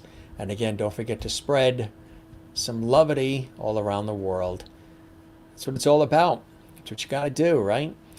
This show is all about inspiration, positivity, good times, good conversation, education, information, and lots of levity here on the Jim Masters Show live. And one other thing that we do before we wrap up here is we always tell our audience to relax. We do this every night. Relax, breathe, take care of one another. Hopefully you'll have a good day if it's already the start of your day in Australia or New Zealand or down under. Hope you're having a good day. Relax, breathe, love one another, take care of one another, be good to others and to yourself.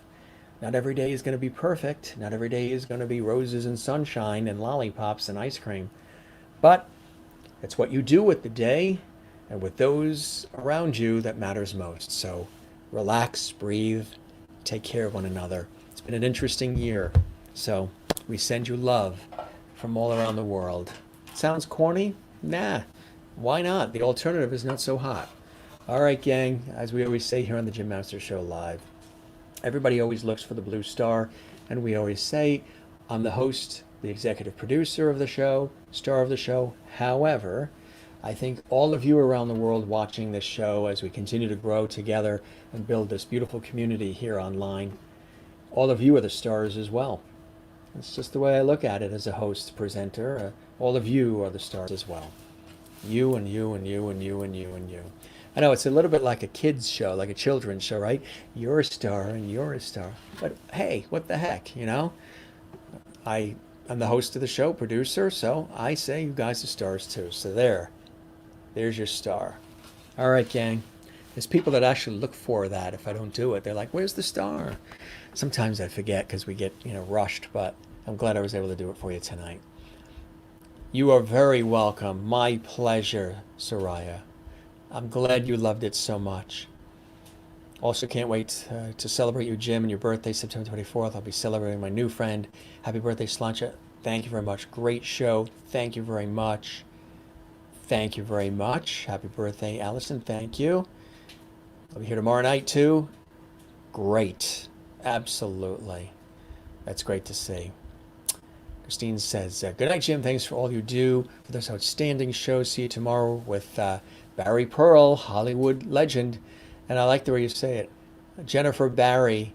Barry will be here when Barry is on. Barry Pearl. We'll see you tomorrow, Jennifer.